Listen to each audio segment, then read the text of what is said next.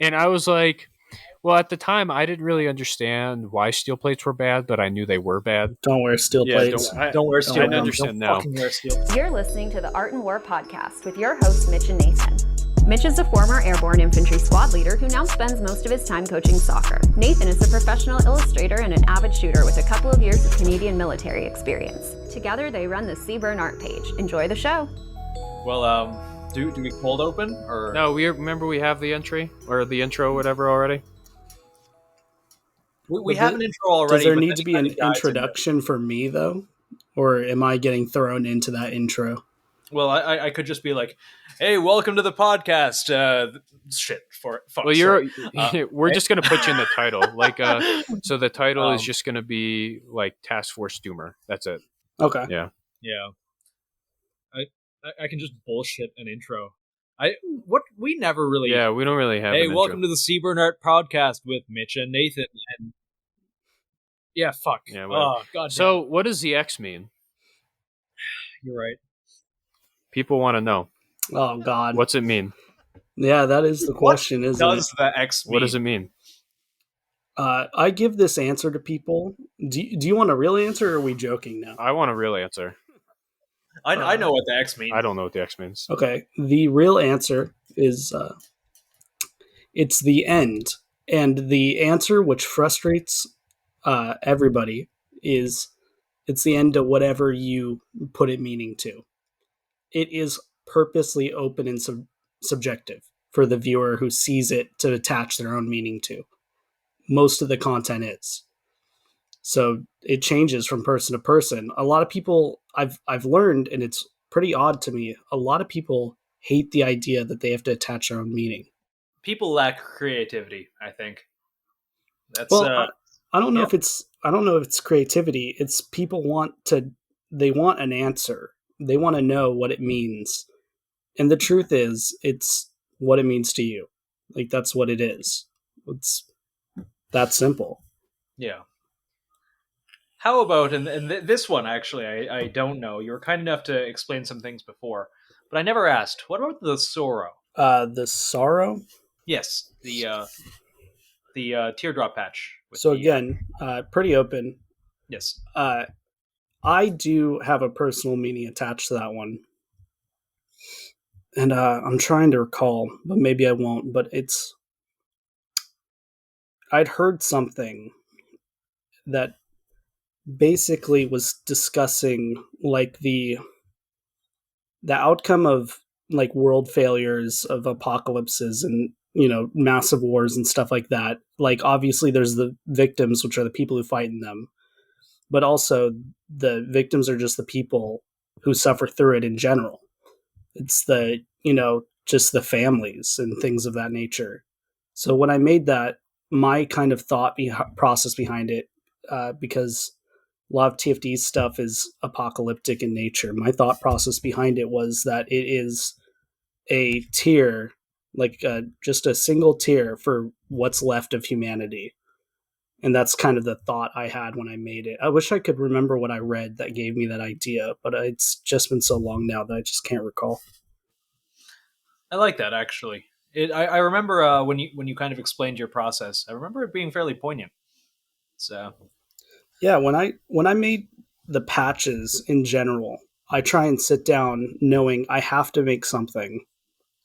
And I try to think of what is actually important enough to be worth making. And that's where I get the ideas eventually to come up with a design. And they may or may not have grander, deeper meanings behind them. Like the first three all have pretty good meanings, but that's what I try and do. I sit down knowing I have to do it, and then I try and find the meaning and the purpose behind it before I think it's worth doing. that makes sense, yeah. So if you don't, and I'm not saying this is wrong on anybody's end, but when you don't attach meaning to something, oftentimes people will attach, as you said, their own meaning to it, and that can be good and bad. Because if people, attach a good meaning to it, or a happy meaning to it, or maybe even like a sad meaning, because Task Force Doomer, that's kind of the theme. Everything's kind of doom and gloom.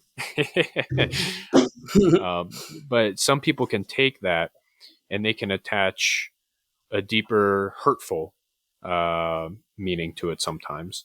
And I think you experience that at Task Force Doomer, more so than we do.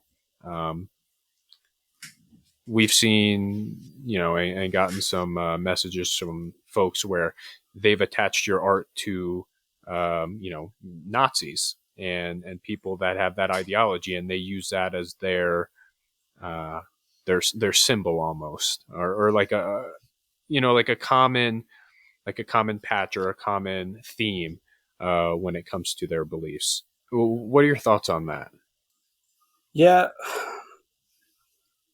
You see, the thing is, and the answer is I don't really have the best answer, but I don't really actually experience that stuff.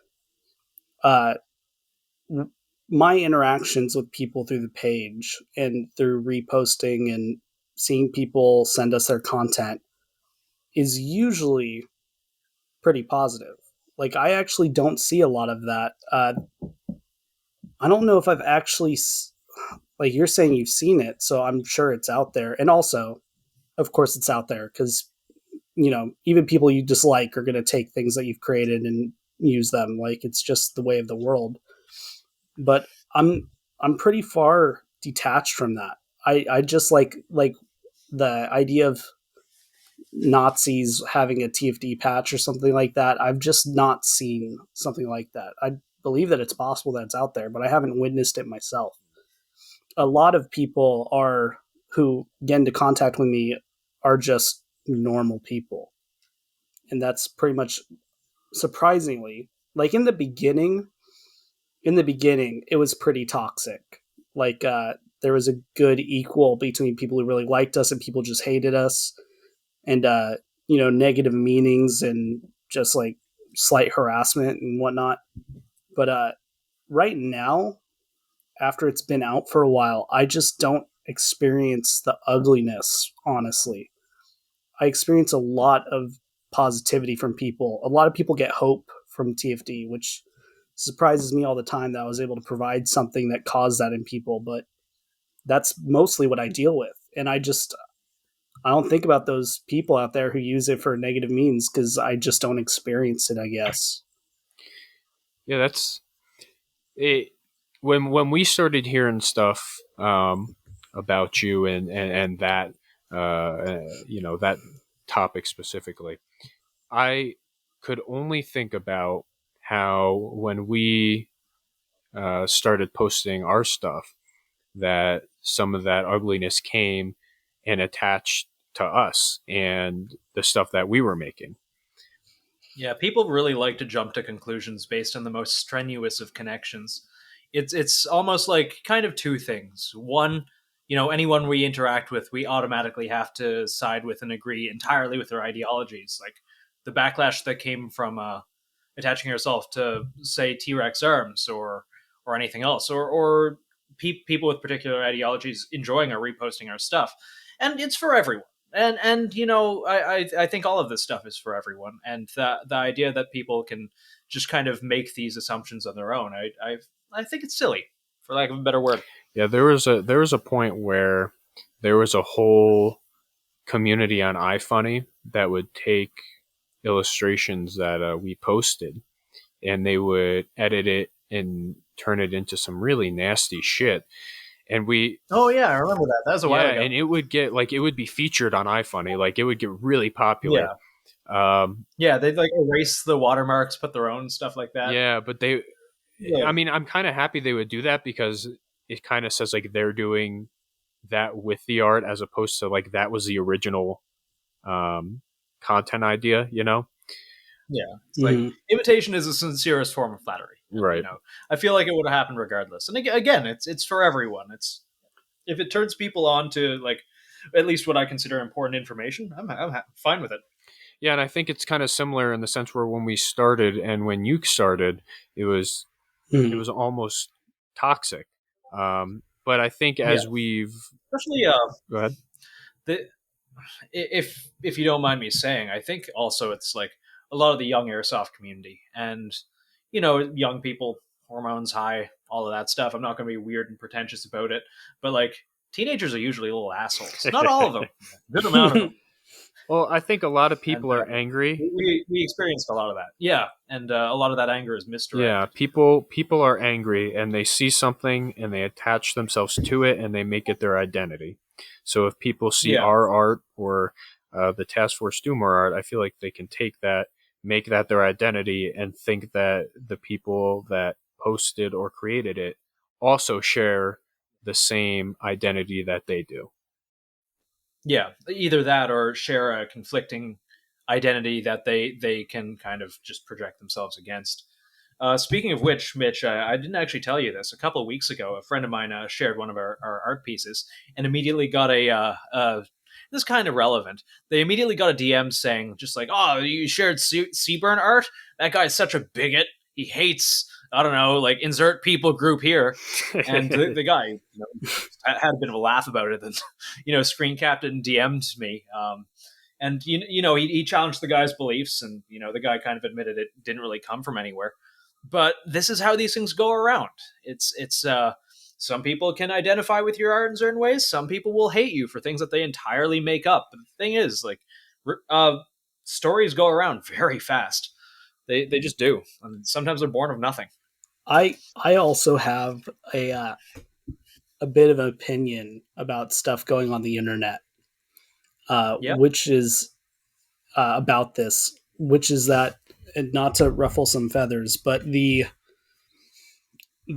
push of the dogma for like othering, specifically from one of the American parties and maybe other places in the world, has really fostered a culture that affects people who don't even support it because it's so active in your day-to-day life.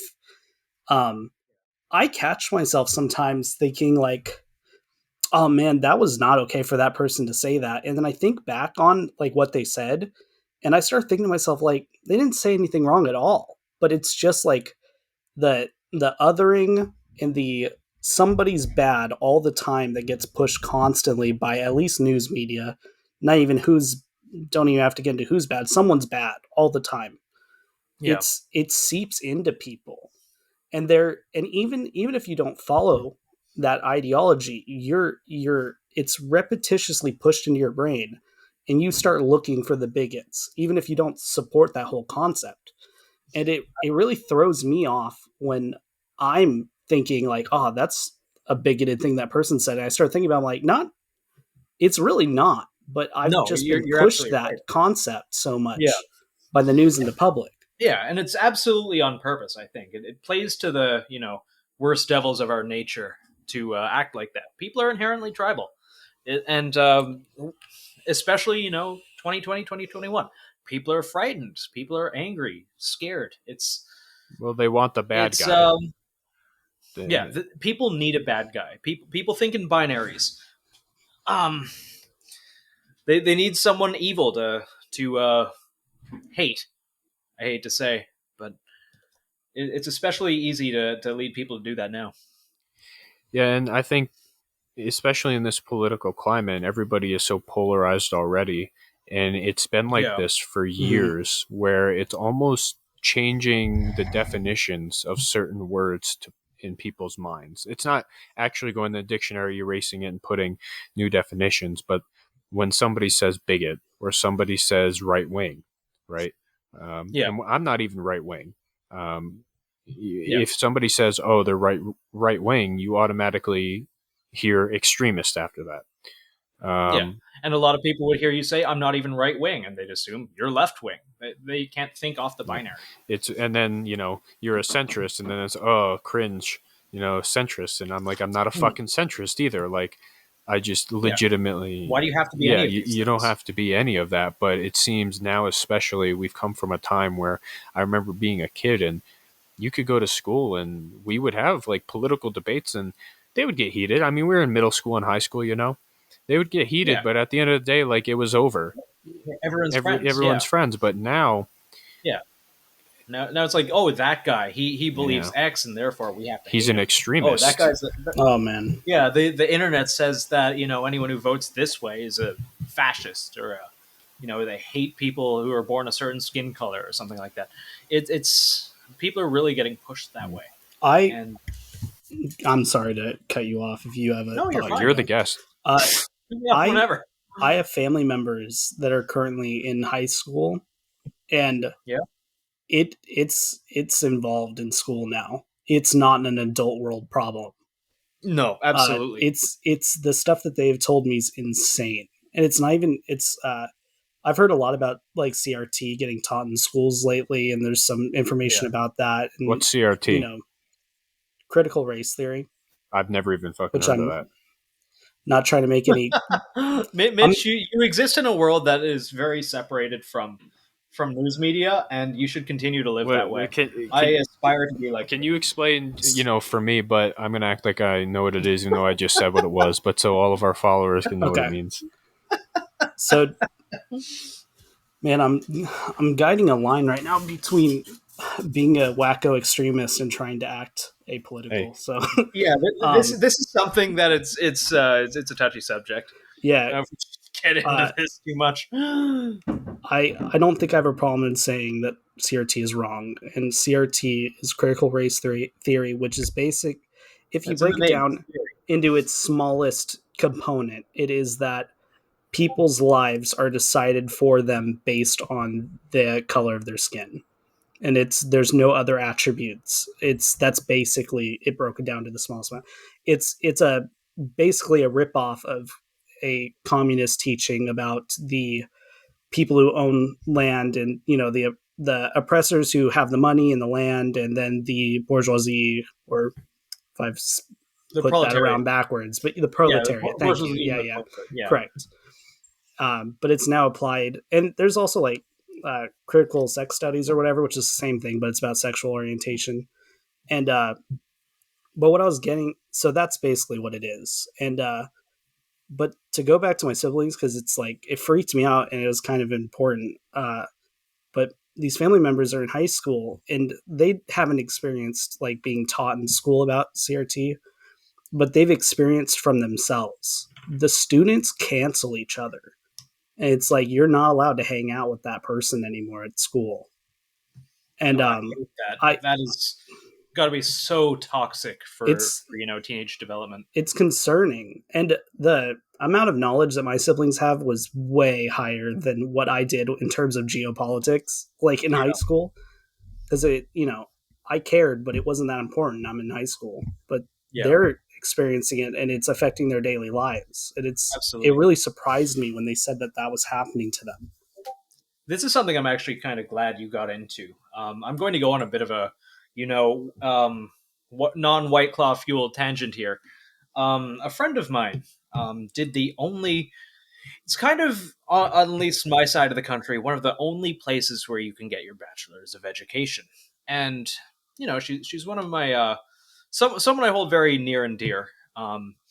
She told me that the school she went to for it, and keep in mind she's, fairly apolitical, but leans very left. She told me that it was essentially brainwashing. It was entirely programming her to think a very certain way and to push a certain narrative, and that she had a social responsibility to impart that on her students. So, and, it was a lot of the things you said. It was, critical race theory. It was certain things about not everything you can think about.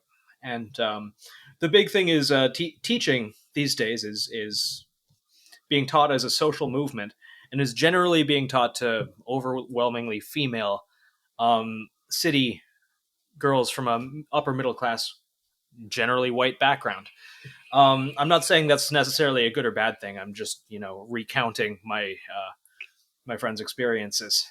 I think if I would like to hear critical race theory from the perspective of somebody that believes in it, not because I don't believe anything you say, but I would like to hear like their thought process behind it. But if that's true and that's being taught to kids at a young age, or even teenage age, or because some adults are still fucking teenagers, that would explain why a lot of people turn towards actual extremism. Not what people just call extremism, but actual extremism where they believe that, their race is, better than others, and they are actually better because they take that. I would think that they would take what they were taught in school, right? The CRT, that if you were born this way with just this, you were saying that the gender thing also applies. If you were born, a white male and your family owned land, then you are, an oppressor. And they can take that and be like, well, if I'm an oppressor, then I have power. And then they can take that and they can easily go after being outcasted by their friends. They can easily go and find other people that were outcasted and just develop these actual extremist views on race and gender, as opposed to just being a person. And just, it doesn't fucking matter, just being a person. That's really damaging on both sides. Yes, absolutely. Because picture you're a minority and you're being told, hey, you were born a minority. You were born a brown person who immigrated here. And because you weren't born white, then you don't have land and you're at a disadvantage. That's really fucking harmful to hear and teach. Yes. No, it absolutely is. And I think just universally, just this constant need to sort people into categories and label them and tell them, their strengths and weaknesses based on these labels from school. It's got to be wreaking havoc on these kids. I volunteered at just kind of like an art center for troubled youth a little while ago. And I was there for, a couple months, and it was unrecognizable, these kids, from when I was in high school. Just the speech, the intonations, how they were talking to people. And yeah, like race was brought up a lot, gender and everything was brought up a lot. It was kind of the core of a lot of discussions, as opposed to, what we were actually teaching, which in this case, I was teaching them art. It was a little worrisome. I actually quit the job fairly quickly. So do you think that some of these people maybe turn towards our pages after seeing what other people have already done with our stuff? Do you think maybe they turn towards them and they attach themselves to it, and it's partially because they're being outcasted at school? I'm kind of curious about. Obviously, there's no way for us to know, but there's definitely some connotations with Task Force Doomer art, and there's some connotations with our art, obviously. Even though a majority of the response to both, I think, is positive, there's still that small group of people who I would assume were outcasted and they've attached to something else, thinking that it means one thing when we didn't really give it meaning. Or maybe we did give it meaning, because I feel like in some instances, more than Task Force Doomer, we give actual meaning to what we're posting. I don't know. I mean, yes and no. We give a lot of anti-meaning, if that makes any sense. We take the piss out of a lot of stereotypes, but we've never been super clear on, a lot of meaning other than, groupthink bad, which it is. Yeah. Yeah, I've never seen like Task Force Doomer actually, because I've been following you guys for years now. Yeah, likewise. I have 2-year patches actually. I think you guys. Yeah, full disclosure. We've known each other for a little bit and get along quite well. So I haven't. We'll put the Garand thumb. The thing where he talks about the thing. Fuck. Oh my god. Okay, I've had too much of this. Goddamn nervous drinking. Austin, I'm sorry. I drank my glass and I stopped. That was it for me. I can't blame you. I have gotten from about here. No, I know. I remember. Jesus Christ.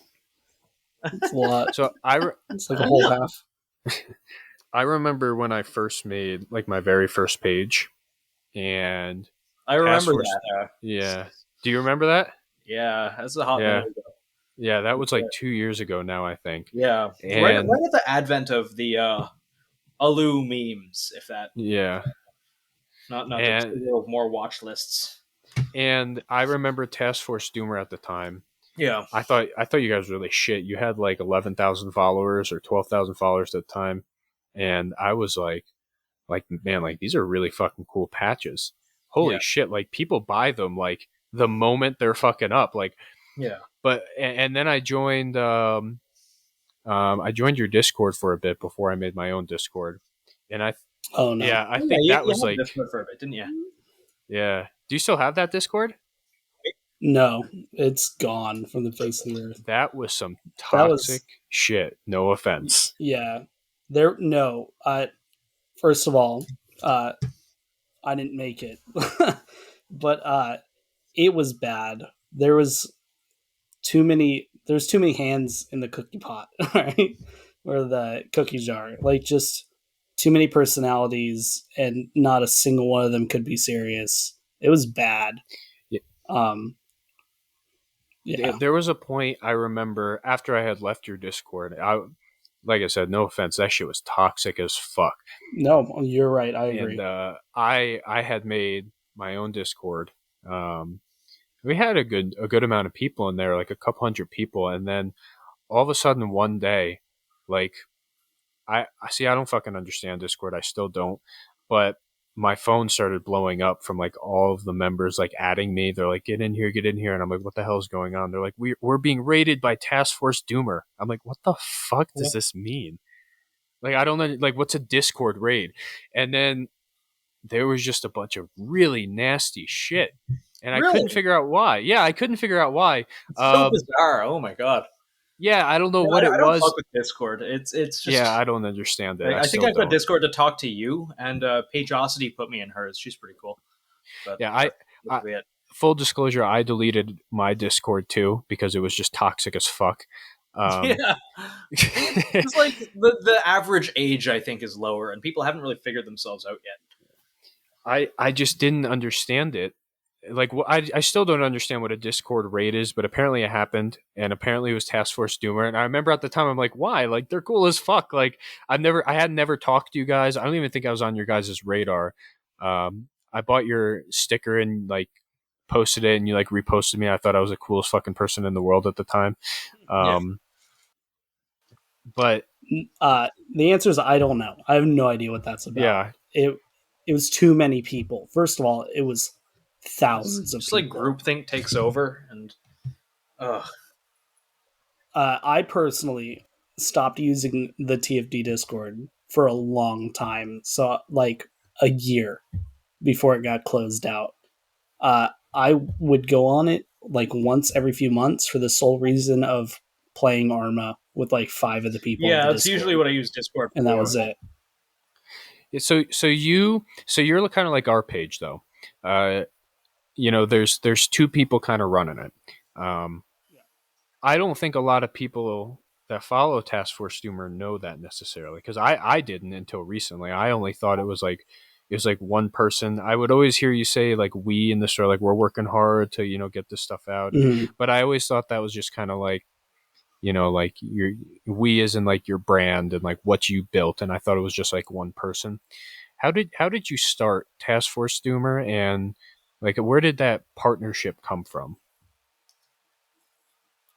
So the creation of Task Force Doomer was that I had a really close friend who was, man, it's been a while, but he just was going through a bad time. I don't exactly remember what was messing him up so much. And I do think I have a thought, but I don't think it's worth going into for everyone to know. But basically, we were like looking at Doomer memes. Like I don't remember why, but they had kind of kicked back up around that time, just a little bit. And I had this idea to make like the tactical Doomer because I hadn't seen it yet.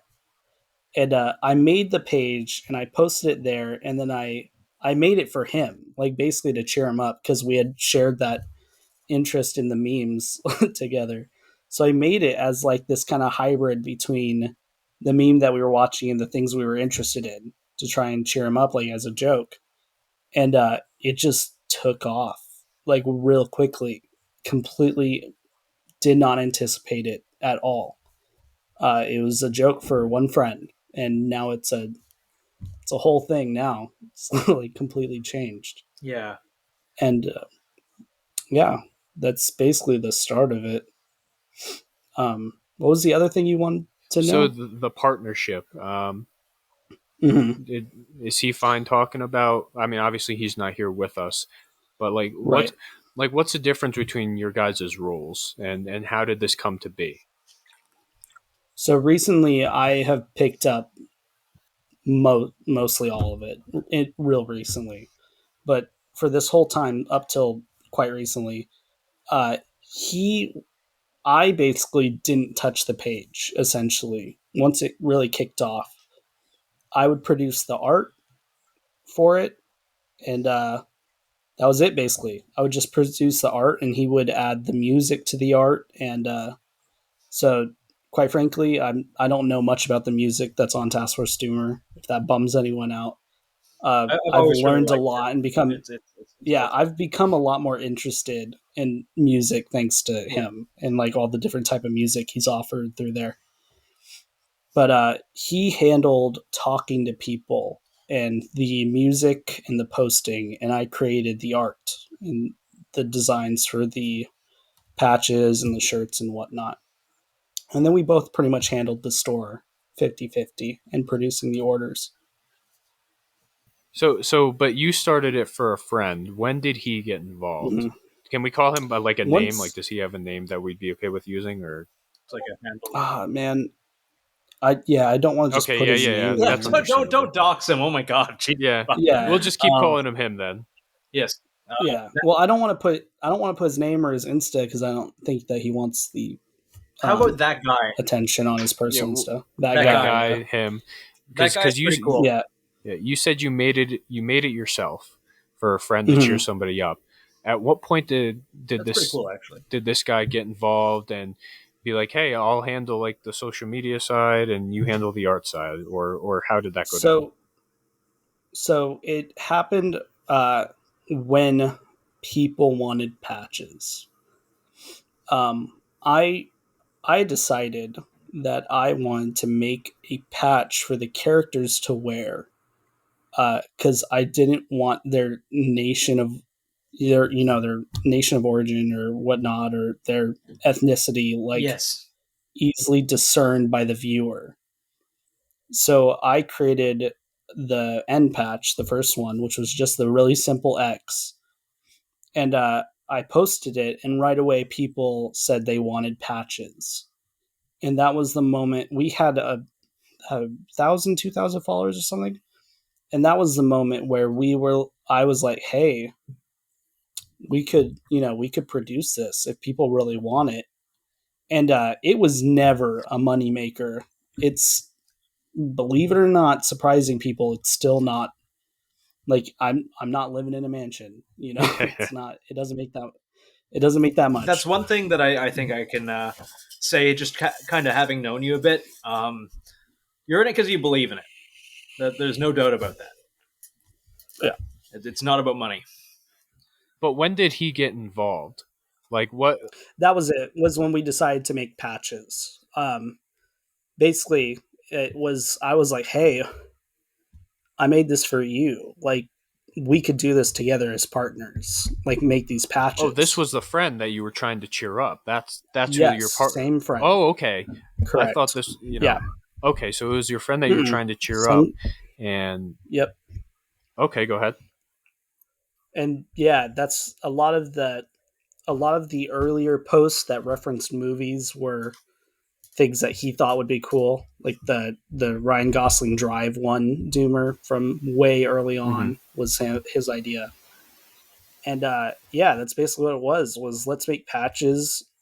We're not going to get rich from it. It's just a cool side thing for us to do as friends, and just fully just meant to do it like for fun, just like a little fun thing to do together. And that's how it started, basically.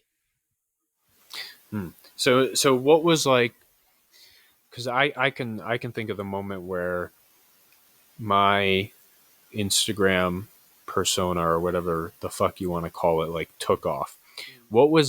Did you guys have a moment like that where like everyone, not everyone, but like, a lot of people just started like following you, coming to you, seeing your page, wanting to be involved, wanting to get patches? Like, was there ever a specific moment where it just took off, or was it all just kind of like gradual? No, and I actually like that. There are some points where we would jump like 2,000 followers, but that was it. It's just been slow, continual, gradual word of mouth sharing. That's it. We've never done ads or anything like that. It's just been slowly, just smooth. It's just slowly kind of risen, which I've always thought was cool. I even though it got exciting when you got close to a landmark and you really wanted people to just join to reach it, just for the fun of it. But I thought it was cool that it just kind of consistently just climbed, like it just did. And yeah, It's kind of fucked up when I first started to get more noticed on social media was when whiskey what was his Whiskey name? Rebellion? No. Whiskey, the guy that was getting red flagged in upstate New York. Oh shit, him! I forgot about What him. was his name? Whiskey something warrior or Whiskey Warrior. So yeah, that sounds when right. that whole thing happened, I think I had just broken like 1,000 followers, and that happened, and I was the first person suggested when you followed him, and he gained like 200,000 followers like that night. Yeah. And I was the first person suggested. I think I went from like 1,000 to like 7,000, and then Lucas Botkin made an actual post on his page telling people to follow me, and it was really, really, really quick. Yeah. And then obviously, I've been through 3 or 4 different pages now, and I think, I think fucking banned. Well, yeah, we I think fucking banned at this point. Yeah, I think at this point we're in a good spot. You guys never been banned or even like threatened, or not that publicly at least, like you've never gotten like a warning or anything publicly at least? That's because we're just an art page. Yeah. That's it. We're just an art page. There's nothing really to ban. I think that we've been shadow banned at this point. I'm pretty confident. Yeah.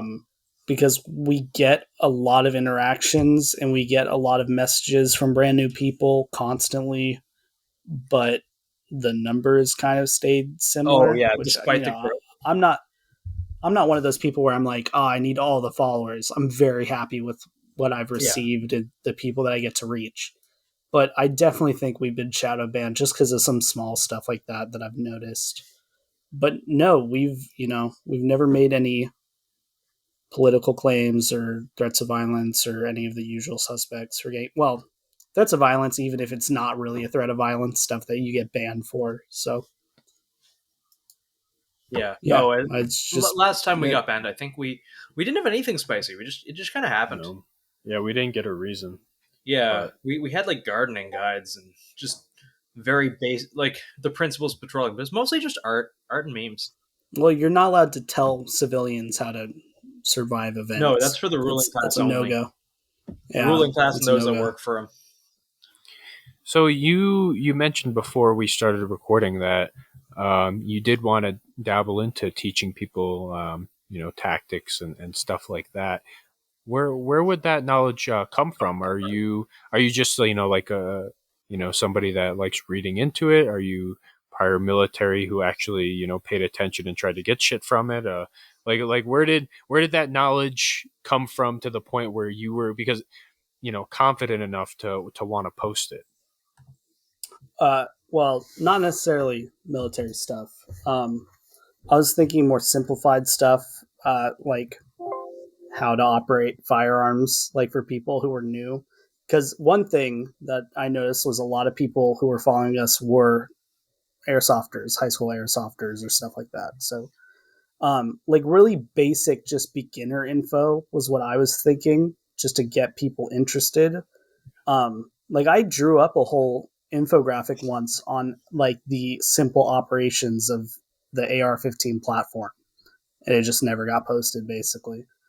But no, to answer your question, I'm not military. We've never claimed that we are. I think that's dumb when people act like they are.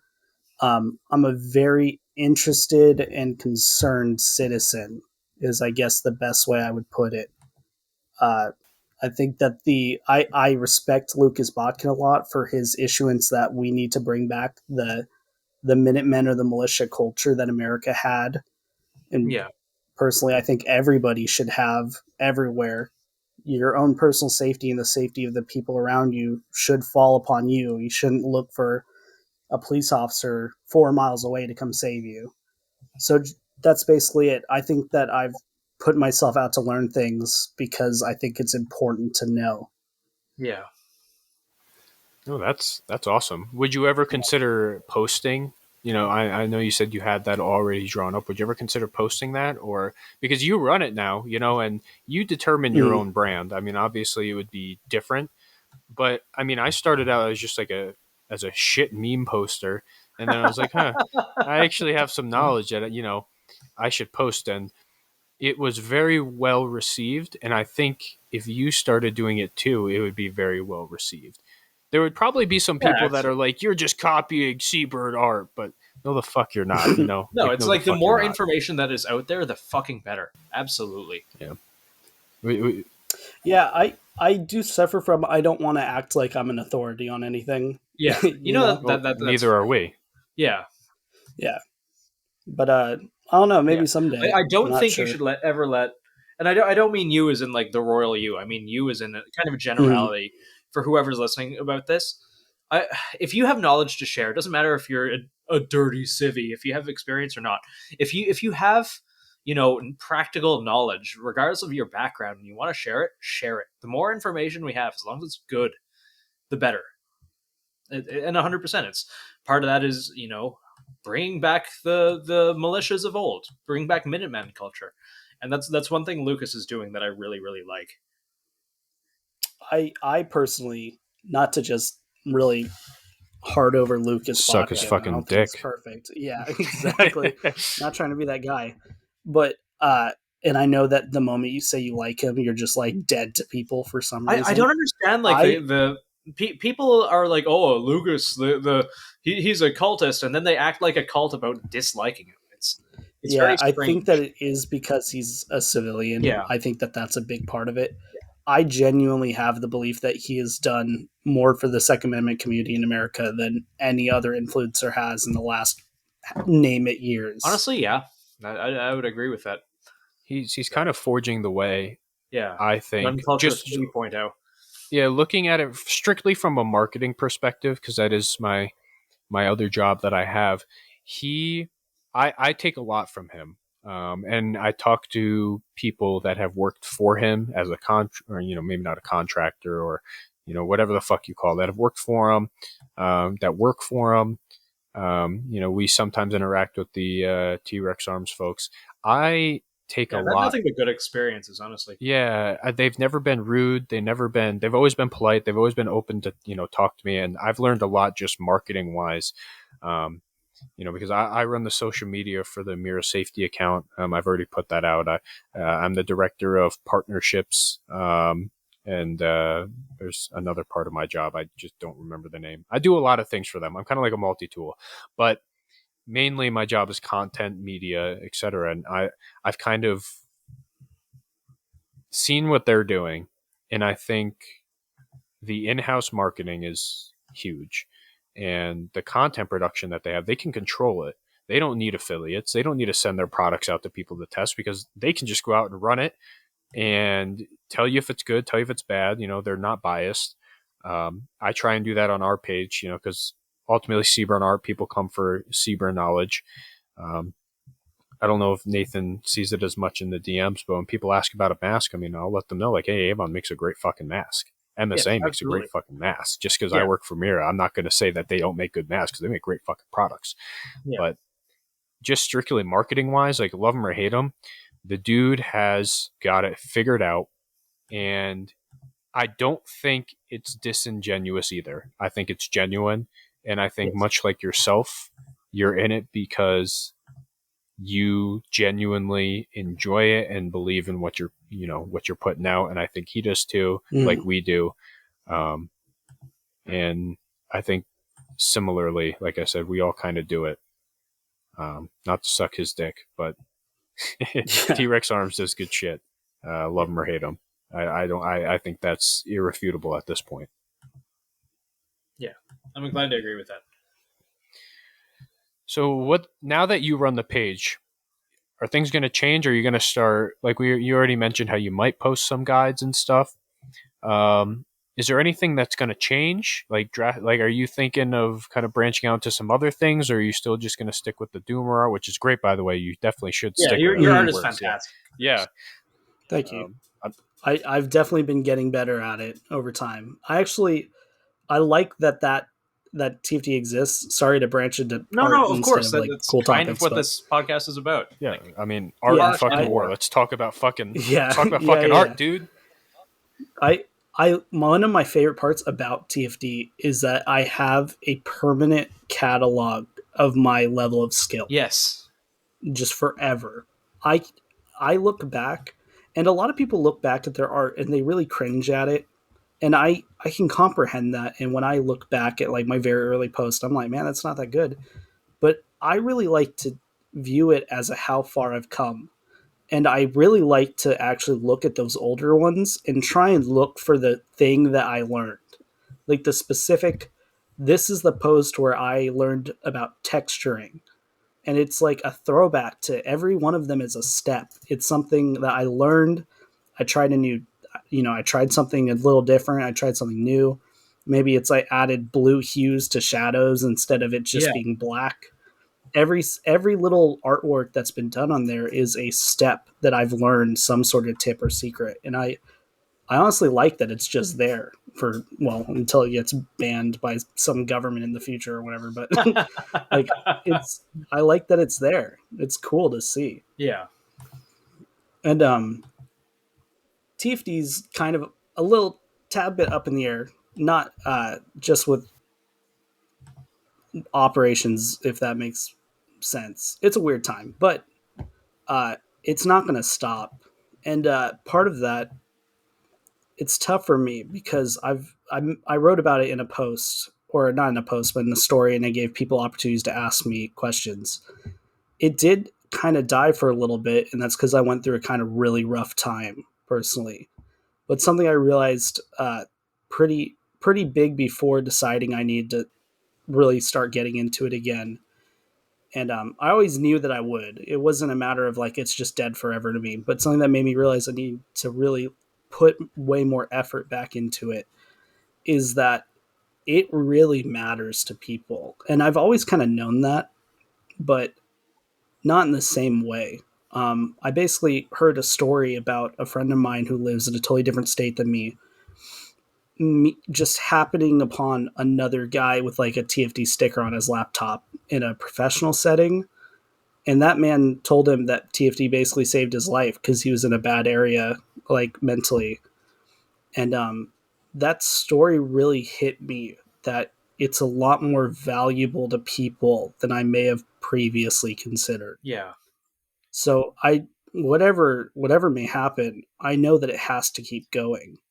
Essentially, like if it's not about the money. I'm not making a ton of money. I do make money. Like it happens. You are selling a product. You can't give things away for free because you won't have the money to keep producing it. But it's a lot more about people.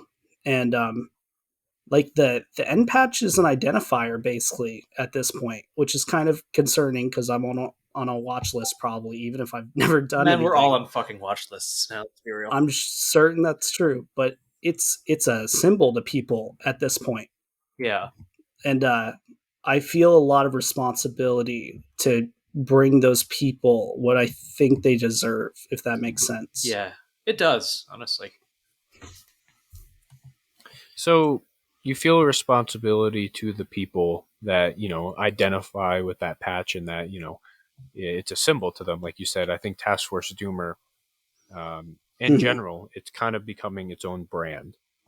And there's a lot of different meanings of that brand to a lot of different people, kind of like our art. I think people see what they want to see. When we make fun of the left, everybody on the right looks at us and is like, oh, like these guys are like fucking awesome.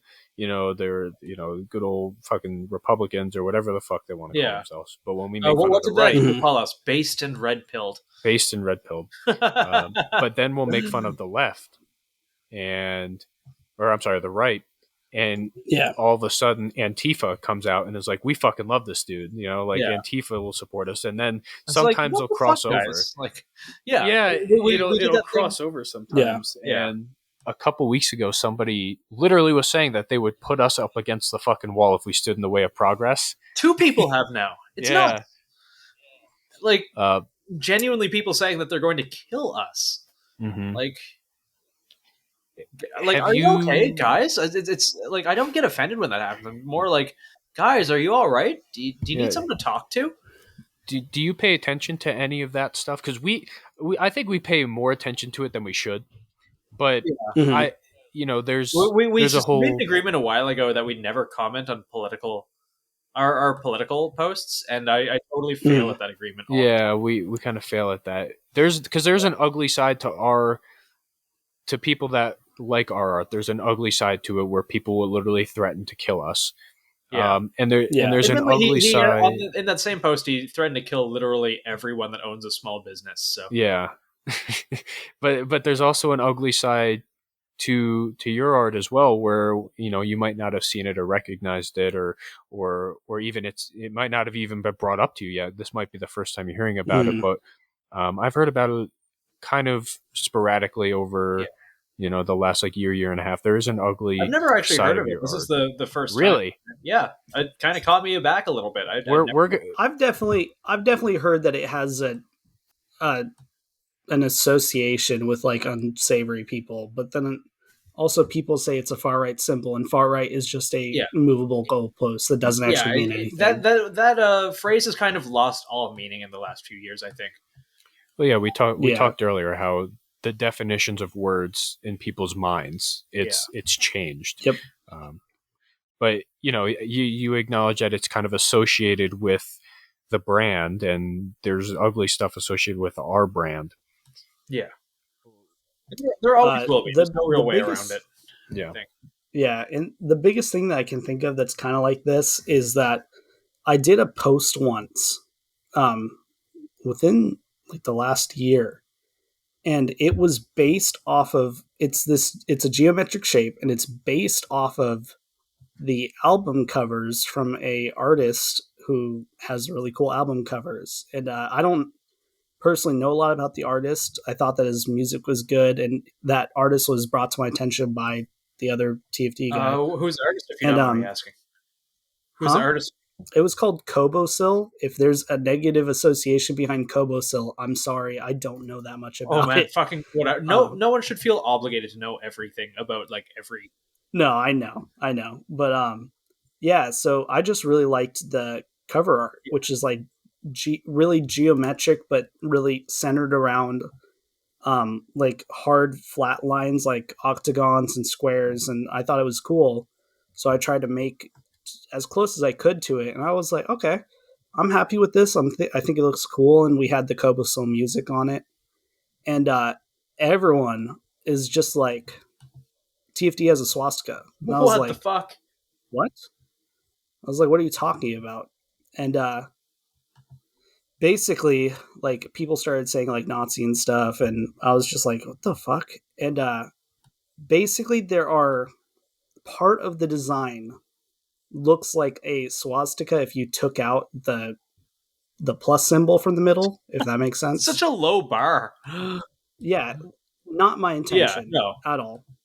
But it was just close enough to mentally reach that obligation.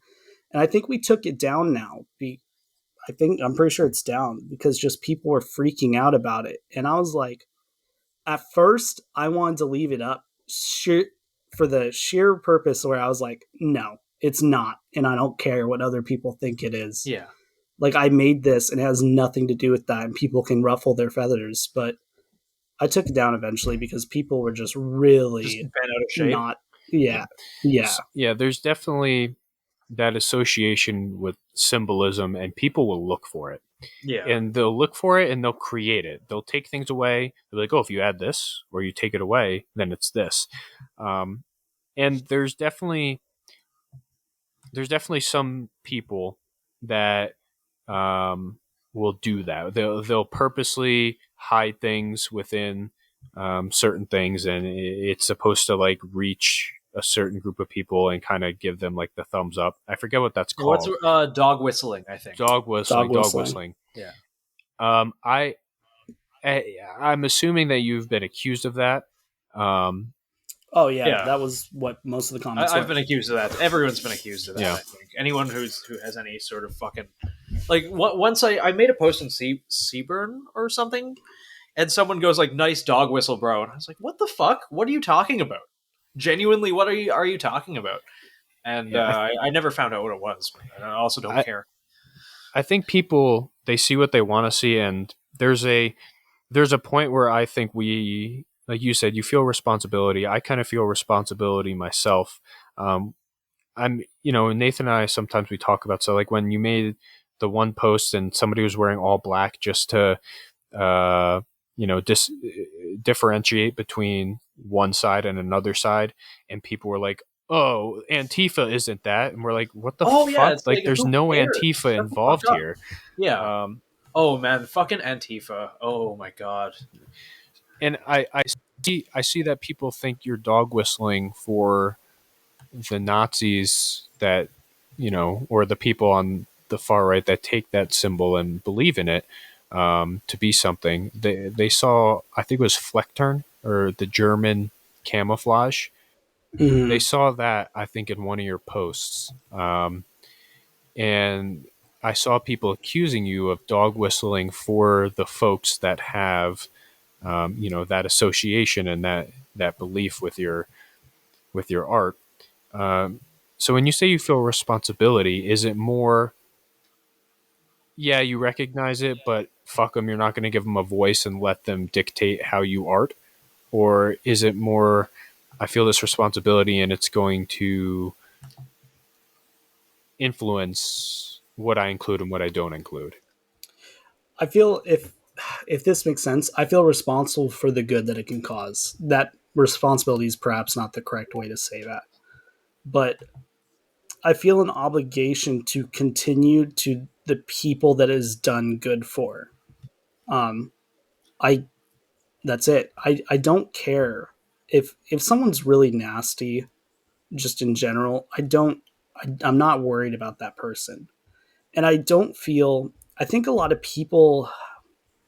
How should I say this? I think a lot of people take responsibility and confuse it with guilt in a way where you might think you have a responsibility and people are doing stuff you don't like and you start to feel guilty like it's your responsibility.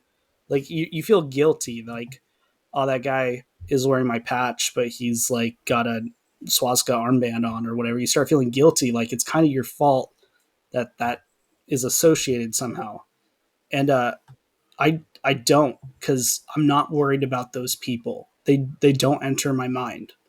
I'm concerned and I care about the people where TFD's really done positive for them, which unfortunately it's kind of funny because in terms of positivity, I don't know how much a page based around the collapse of society is positive, but it's given, especially recently, it's given people hope that TFD is about surviving. I don't know if anyone's realized that about the post. It's usually one or two people when I draw people in some barren hellhole landscape. It's just about surviving. And I think that a lot of people through TFD have realized that other people are concerned about the way things are going and they're worried about their survival too. And I think that that's kind of the community that's been built, is just people who realize that other people are realizing that things are bad. And it makes people feel less crazy because you look at stuff that's going on and you feel crazy. Like, is anyone else seeing this? Stuff is bad and it keeps getting worse for some reason. And I think that helps a lot of people to know that other people see it and a lot of other people. It's not a small amount. It's a good amount. So I got one more question that I've been Sure. I've been dying to ask you since I started following you years ago. At the peak of the Boogaloo stuff. Oh, the forbidden word. The forbidden I've word. been censoring that when I have to use the word in context. I'll put asterisks and stuff so I don't trip a fucking thing. I'll do that on social media, but our podcast, we're already getting listened to anyway. Yeah. No, I absolutely. Big igloo, dude. So during the peak of that, there was a very large group of people, and then you guys would repost it, and I would repost it too. I'm guilty of it too, where they would be like, "Oh, if you're wearing a Task Force Doomer patch, then like you're not getting yeeted," Yes, I remember that. Yeah, and I remember you guys kind of took that as well, and were reposting that, and you're like, "Yeah, this is our side," Yeah. And I think like that's kind of where a lot of that association came from. That general toxicity. And I'm not necessarily saying it was bad or good. I think there's a lot of people like myself who just considered the Boogaloo to be a meme, and then there was a lot of other people that I didn't realize existed until I was already balls deep into it, that really, really took it to heart, and they really, really believed that they were going to start the next American Revolution. And whether you believe that or not, whatever, that's a you thing. But that wasn't a me thing. That's not a me thing. I always thought it was a meme. But I do think some of that association might have came from that, because I think you guys kind of took that, and you were reposting it. You were like, yeah, I mean, if you're wearing our stuff, like, it's on your side. And I think that's a good business strategy. I mean, I would have fucking done it too. But I definitely think maybe that's where some of that association came from, because of what that whole community, if you will, became, if that makes sense. So before I could get into that, I just want to say I think it's kind of funny because now people who say, what does the X mean? And it means it's a target for where to shoot. It's completely reversed from that. Really? I haven't heard that. I catch comments or messages about it relatively often. I think it's just in good faith, like as a joke. Though. It sounds like it's just for the funny. Yeah. Yeah. For the ha-has. I don't know, because the Boogaloo movement was weird. Yeah. And by weird, I mean there were people who were in it for good reasons, in my opinion. Yeah. It brought a lot of people together, I think. Yes. As weird as that is to say. I think the idea of an armed citizenry was a big element of that, which I do support. It brought it into the mainstream. And then there were people... Yeah. But there was also people who were not as great. Their purposes weren't as just, in a way. And that's so long ago. I don't even remember what the repost would have been. A thing that we do, which is probably dumb, but for the most part, if you send us a photo of our patch on some gear or you wearing it, we repost it. Like, I don't go and spy on everybody's Instagram to make sure they're a good boy or girl before. Yeah, that's not your responsibility. I don't think. Yeah, it's not, and it shouldn't be. No, it's a fan sharing a fan content, and if it's ever a real awful person, like, I'll take it down. But that might have been a good chunk of what those reposts were. Yeah, if I had to make a guess. Yeah, and I'm not trying to imply that everybody involved in that whole thing is a bad person, because I mean, when I say involved, I made memes, Yes. And I think a large majority of people, when they say that they were involved, some people would think, oh, you're involved in the Boogaloo movement? Are you a domestic terrorist? Were you involved in like all this like terrible shit? And no, like I never even people knew took it way that too seriously. Yeah, I never even knew that shit was happening. I thought it was always just a funny meme. Yes. And then I realized that a lot of people really took it to heart, and I started to notice my little following that I had at the time. I think it was like at the peak, like 14,000 before the first fucking thing came around. And I was still, I didn't change my name yet, but what made me change my name, and I was influenced by the mob, if you will. Looking back on it, I don't know if I would do the same thing, but people on that ugly side would come and they'd be like, what do you mean you're not like about it? Like, fuck the Jews or fuck, black people. They would say all this, like, really, like, call shit like kikes, like for Jews, or it was always the Jews and black people, sometimes immigrants, just in general. And I'm like, what the fuck is this? Like, I didn't even know like this fucking was associated with anything. And I was like, nah, fuck you guys. Like, I'm not part of this shit. So I changed my name and I kind of changed that brand. But I think when that ugly side started to come out, anybody that was even just making memes or involved in whatever way that means to them, when they say involved, and for me, it was just making fucking memes. I always thought the memes were funny. I think that kind of set that precedence and that attention and involvement, or not involvement, that symbolism that, hey, these are the loud people that are speaking for, what you believe in, what you make memes about, and now you are associated with them. I think for a while that was with me, and I think that might be something that might have stuck with Task Force Doomer as well.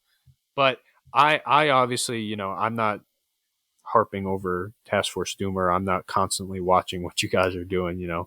I love your guys' stuff though. But what do you think about that? Is that, am I off the fucking, complete shit end of the stick, or do you think there's some truth behind that? I'm just kind of curious what's going on in Task Force Doomer during kind of the end of the whole Boogaloo thing. So I will say, I didn't quite have that same experience, but I don't know if that's because we just didn't take it as seriously. It was mostly a meme for us, and like that's basically it. Like, from where we were standing, the Boogaloo was a gun community meme for the most part. I think that's where a lot of people were. Yeah, 100%. I do know I know a few people who did some positive stuff because of the Boogaloo movement. And some of those people I stopped talking to because they were glowing, just neon glowing, if you know what I mean. But but I know people who, like, during the big riots in the summertime, got together their Boogaloo friends and went out and protected people's homes and stores and stuff. Like, for the most part, it was a meme, and it was a meme that some people connected to who were interested in individual liberties or whatever. But that's a big takeaway. But that's the tricky thing with the internet, is because everyone has a totally different experience, and people are all over the place. Like, you can like Task Force Doomer and be like a raging racist, and it's just like those things have nothing to do with each other.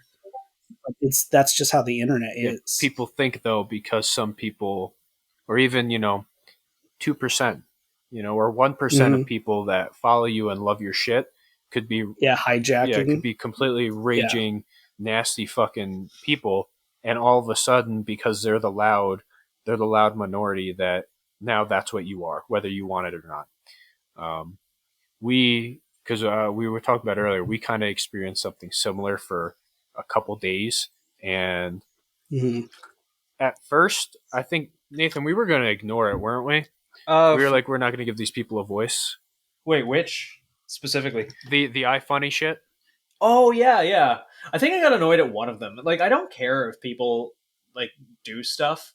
I think one of them got me because they like put their I don't know. I think I was already in a bad mood that day. Normally I don't give a shit, but someone like cropped our watermark out and then put their own in it. And like, I don't, art theft, great. And I don't really care if people take our stuff. I don't really care if any of that. It's people more about the sentiment. Whatever. But it was just like, it felt bad natured, if that makes any sense. It felt like there was some malice, and that means more than anything else. And then I just stopped caring, because it's like, the internet is the internet is the internet. And if you give attention to these people, they'll just do it again forever. And now when it happens, I get a bit of a chuckle out of it. I'm like, all right. Yeah. I think for like 48 hours, we cared. We posted about it. We're like, no, fuck these people. If you do this, like, you're a piece of shit. Yeah. I mean, in kinder words, but yeah. But we took that down, and we're like, fuck it. Just whatever. It's like, like at the end of the day, as long as people enjoy it and they get something out of it, that's fine. I think this is the only one that bothered me because it was pretty clear he was just doing it to get a rise. And Yeah, that's same. yeah, Yeah. I do it for the people who actually get something positive out of it. And I've never been the sort of person who really cared about stuff on the internet, if that makes sense. Like I know some people, they see like nasty comments on their posts and it like eats them alive, and it just doesn't for me. I can't control strangers on the internet. There's billions of people on the internet. I can't control it. yeah. So I just don't. It doesn't really occupy any space in my mind. The good people it can affect are what occupies any sort of space. That's it. Yeah, the bad people shouldn't live rent free. Correct. I agree. Well, I mean, that's probably going to be really shocking to some people that we don't make art for them. We kind of, well, I don't make art. I mean, think you help the process. I'm pretty dumb. Like I need a guiding hand to help with a lot of the stuff we do.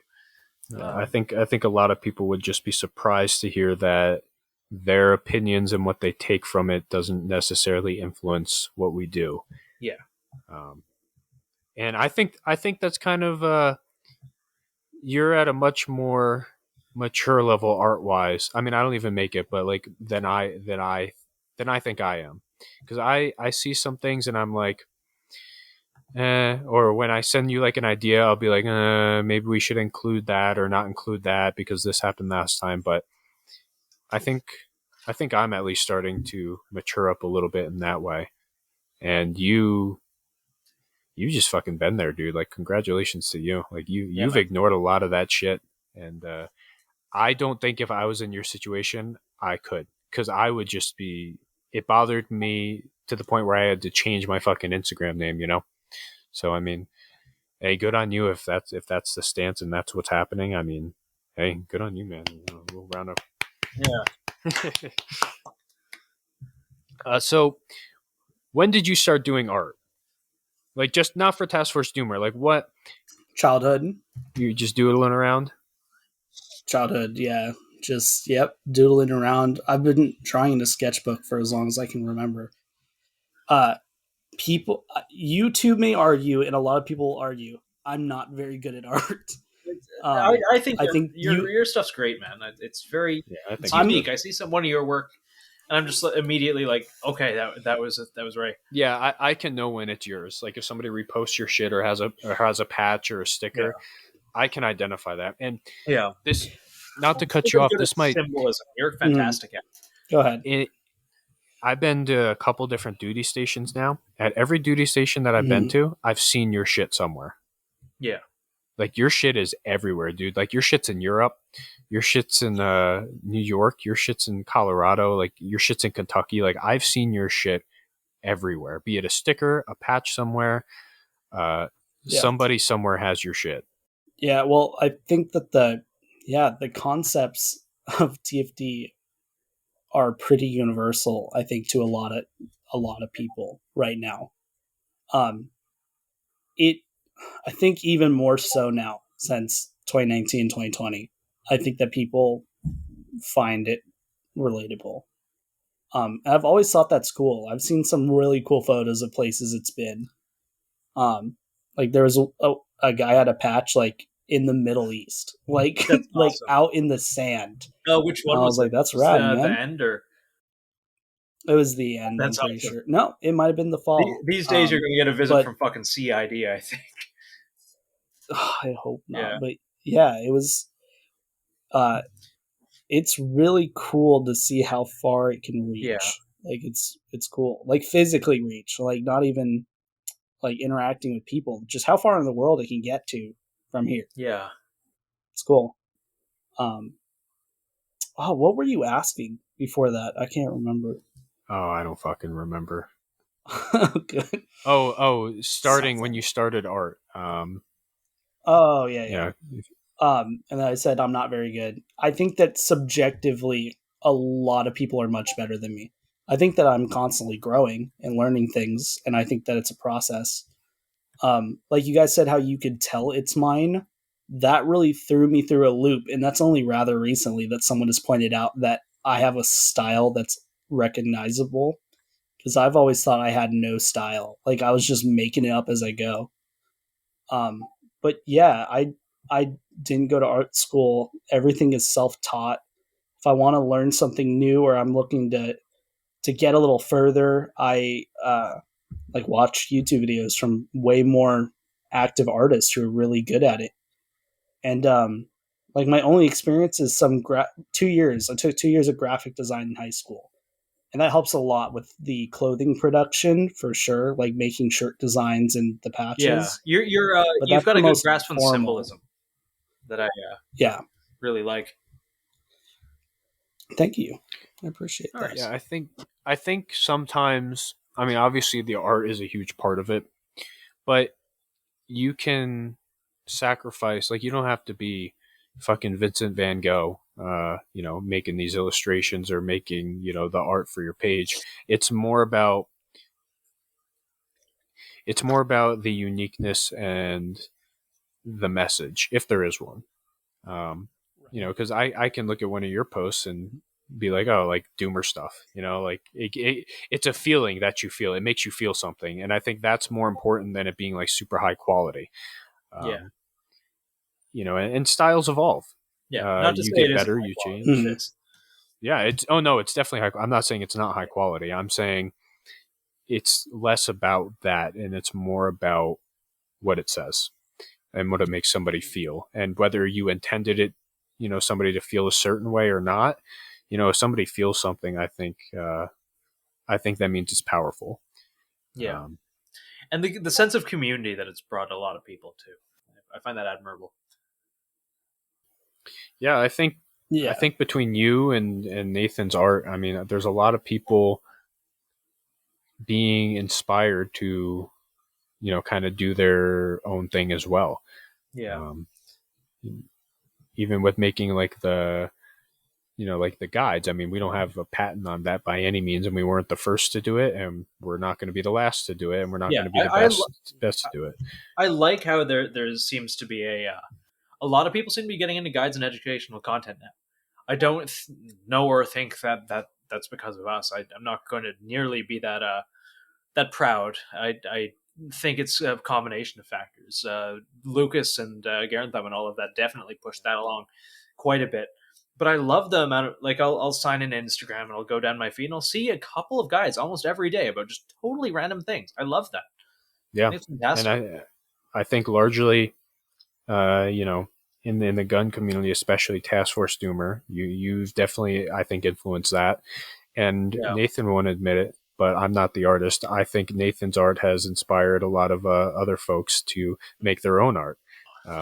It's probably making him cringe. I'm watching him cringe, but I mean, in all reality, looking at it as somebody who doesn't do the art, I can look and see where it's influencing others. And I think both Nathan and you play a large subconscious part in the art in the gun community growing and the art being used and associated with education or a feeling.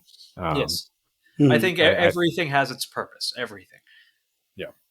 And I think we definitely, owe you two guys definitely a large, props to that.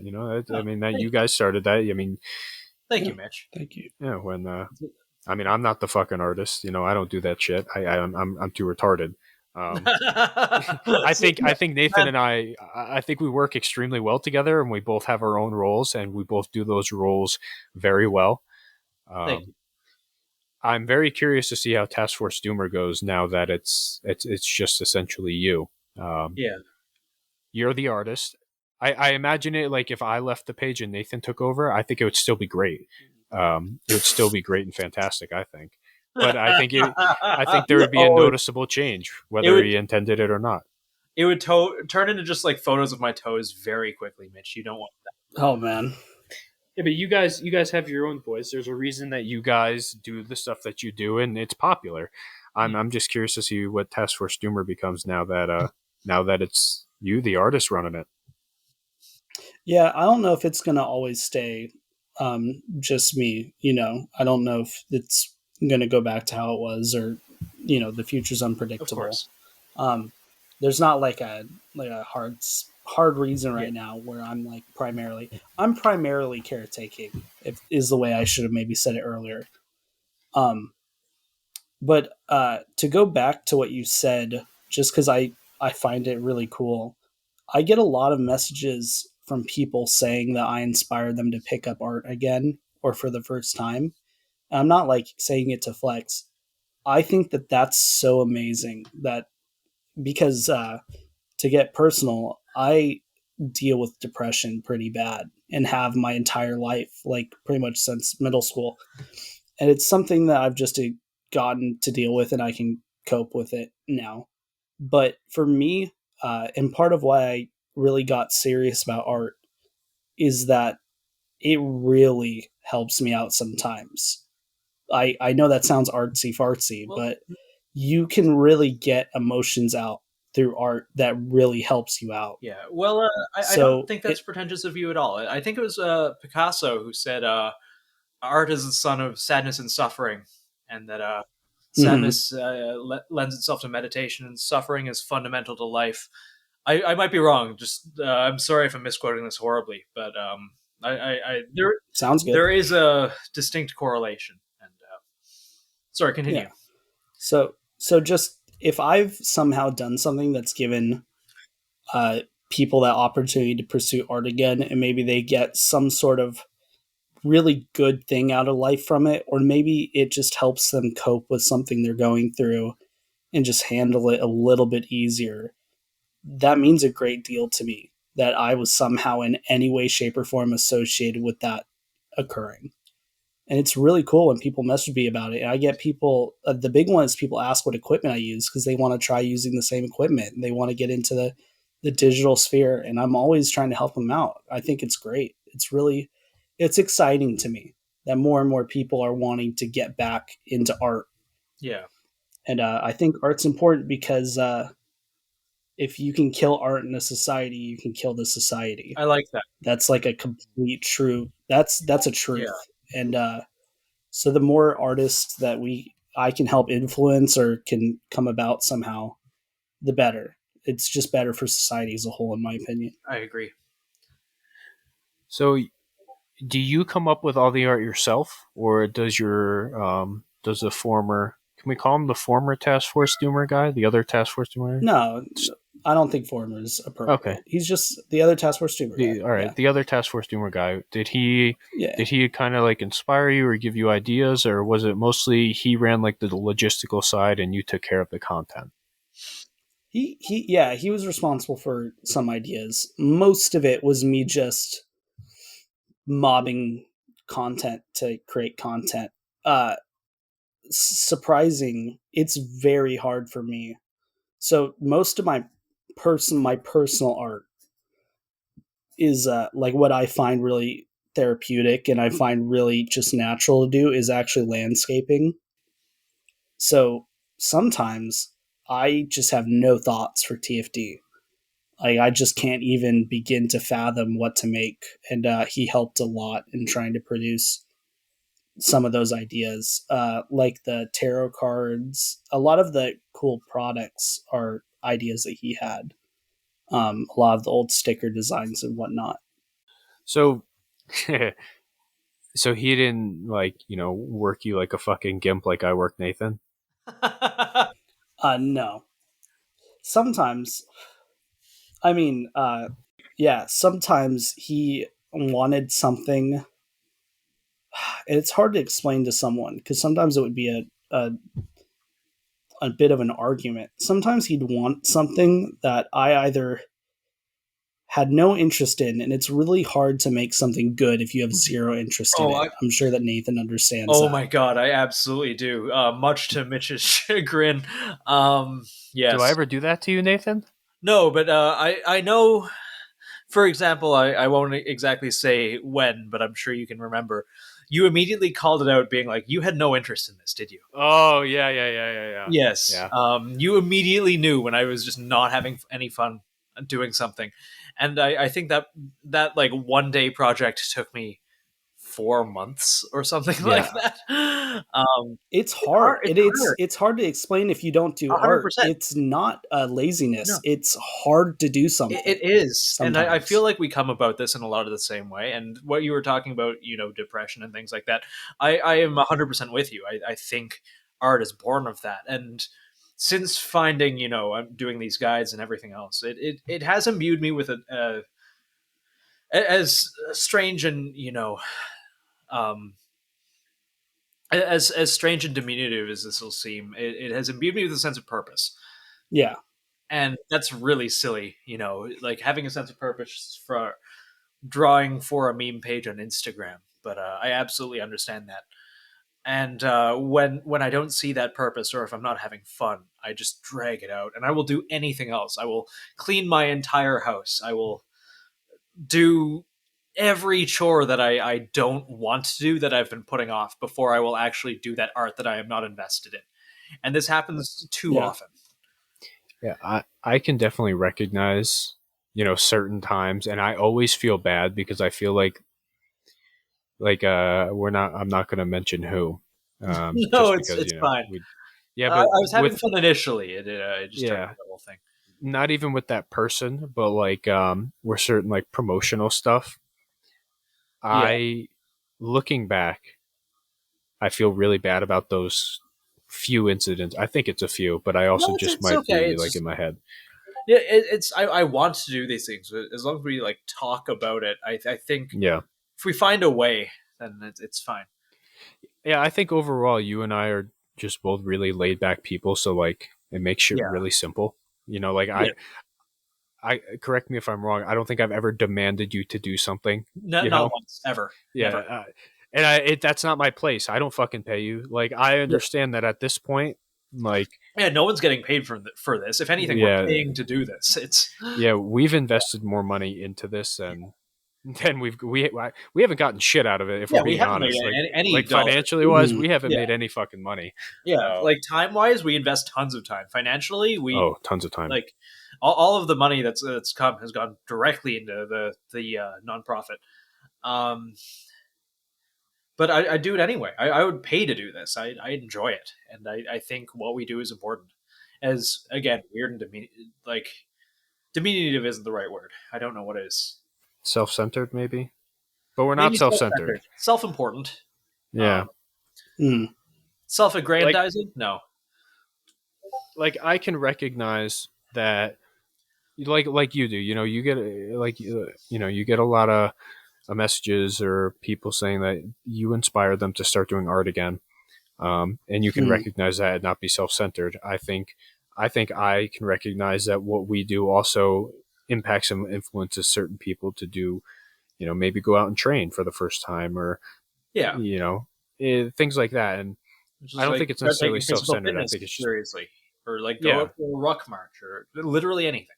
Just that's something that even for you, I've noticed that since we started making fun of Chungus and stuff, you've taken an incentive. You were like, hey, I was getting fat, Yeah, I gained you started going 30 pounds over the fucking quarantine. And now my legs are like tree trunks. I'm built like fucking Mewtwo. It's great. Ruck marching you've so been much. Fucking crushing it lately. Thanks, man. No, there's definitely a difference in art. I haven't noticed it on the Task Force Doomer page, so good on you guys. And I haven't noticed it on ours because we don't post the stuff that you don't enjoy doing, because there's so few instances, I think, where you do something that you generally don't want to do. And I don't think you ever start out not wanting to do it. I think it evolves over time. Are you talking to me or Just in general about you. There's a difference in quality of art when you really want to do something compared to even when, you don't just want to do it, there's some weeks where you just fucking kill it. And I don't give you a single idea. You just fucking go. You're angry about something, you're emotional about something, and you fucking crush it. David Chipman exists. I get mad. Speaking of David Chipman, I'm going to make a legal disclaimer to protect myself because I live in a country where people come after your amendments. Oh, yes. Trust me. I have very, very minor depression. It's super minor, and it's never been serious once in my life. Oh, fuck yeah. So there's no reason to come to my home for any reason or any Yes, time. 100%. Yep. So are you? But, we can yes, edit this on out that if you're note, not. fuck you, David Shipman. We can edit this out if you're not comfortable with it. Are you not in the U.S. or are you in the U.S.? I'm in okay. the U.S. Okay. Yeah. It's a, Yeah, that's Okay. fine. I have no problem. But Yes. there are definitely laws that allow the government to take yes. firearms for people with mental conditions, even if it doesn't even make sense and it's your God-given Yes. right. But what we've talked about this before. When you said you had depression, it's not mental depression. It's simply, a state of being. You are sad sometimes, and that is not a diagnosis. So there is no reason to no knock you, Yeah. feds.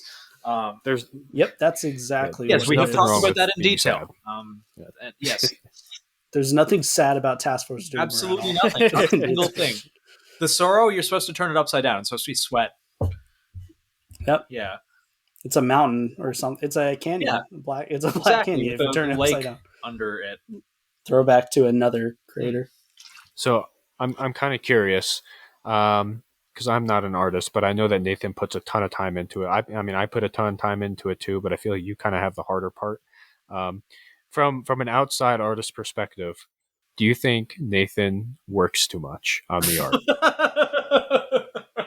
Man, I see how much stuff gets pushed out, and I'm like, I don't know where the time goes for him to do that. Man, Sometimes. I've industrialized it so fucking hard. I genuinely have. It's like the way my brain works, I work the best between like 11 p.m. and 3 a.m.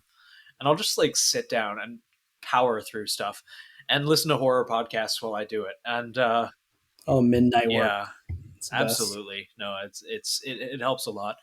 But the big thing is I feel like the Seaburn art style is not my real art style. Like it never has been. It's kind of something that I developed on my own for the page and the brand because it's very fast and simple to do, and it gives a lot of information in a fairly like quick to do picture. But it really it streamlines the workflow, and that's the primary reason it looks the way it does. Initially, it started out as like a Fallout parody, but as time.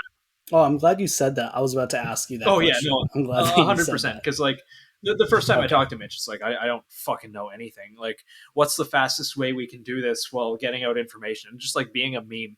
And then as it turned into an actual kind of thing, like something with repetition, it's like, oh shit, well, obviously we can't make Fallout the brand because that is something that exists and is owned by Bethesda, Yeah. which is a division of ZeniMax Studios and all of that.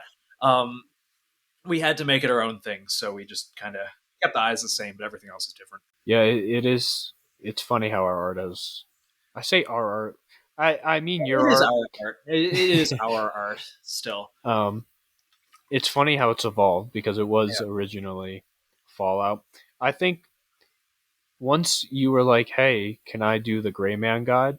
Yeah. I was like, "Oh, this can be a fucking thing," but Yeah. I can't pay him.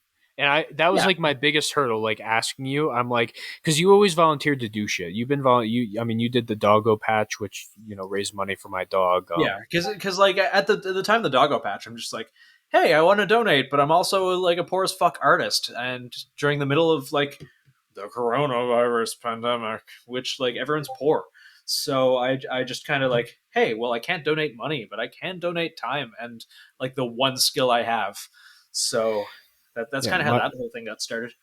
My wife's a commissioned artist herself. She does like paintings and whatnot. Yeah, she did the painting behind you, I'm pretty sure. Yeah, she did that one. Yeah, it's pretty good.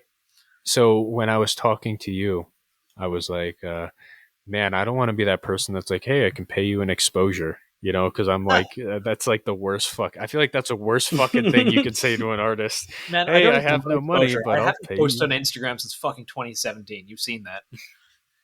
Yeah, no, that is true. I don't know. I was just super like hesitant about it, and then you just kept volunteering to do shit. And I'm like, man, like I'm just gonna fucking ask him if he wants to like co-own the page because this is awesome. It Yeah, makes, I turned like, it down for a little while. It just Yeah, you didn't want to do it. I mean, you Yeah. wanted to keep making the art, but you didn't want to like have the login information. yeah, you kind of strong arm me into that one, but I don't regret it. It's kind of good as like a project that we can just do. But at the same time, like Yeah, I'm not a big social media person. I haven't been in a very long time. Yeah. I But think this is good. that's kind of my role. Yeah. I think I handle more of the logistical side and communicating with the folks on there. I mean, you get in there sometimes, and I love seeing it. Yeah. It's nice. Like I wouldn't have met a lot of people if I hadn't got in there. So I do appreciate you for that. I mean, I appreciate you for you. I mean, this just turned into sorry, Task Force. It just I appreciate both of you. Yeah. I appreciate you both. we appreciate you. Yeah, we're gonna pay you an exposure with this podcast. Oh fuck! Oh no! But what fuck, if I pay your podcast an exposure for having you on it? Fuck. That would be the first time anybody paid us for the page. It's just like this three-way circle of exposure. Let's just all pay each other. We're all exposed. You give me money for exposure, I'll give you money for exposure, and then Nathan will give both of us money for exposure. It's the whole thing. I will say, since getting involved in like the 2A community art, I have not once been offered to be paid for something in exposure. Like people have been really good about actually like a lot of other industries. People are like, oh yeah, I'll share it to my page and like things like that. It has not happened to me once out of hundreds. I'm not trying to say think of the sort of people that might be in some of the other art communities. Yeah, but you're absolutely right. I haven't experienced that either. Yeah. I've certainly had people who underestimated how much my work might cost. Oh yeah, same here. And then they are like, sorry, can't. Yeah. But some of the stuff I do is relatively expensive to most people. Yeah. But it's time. You are a skilled artist. You are a hard to come by quantity, and there's value in your stuff. Something that I constantly hear with a lot of my clients and the companies that I work for.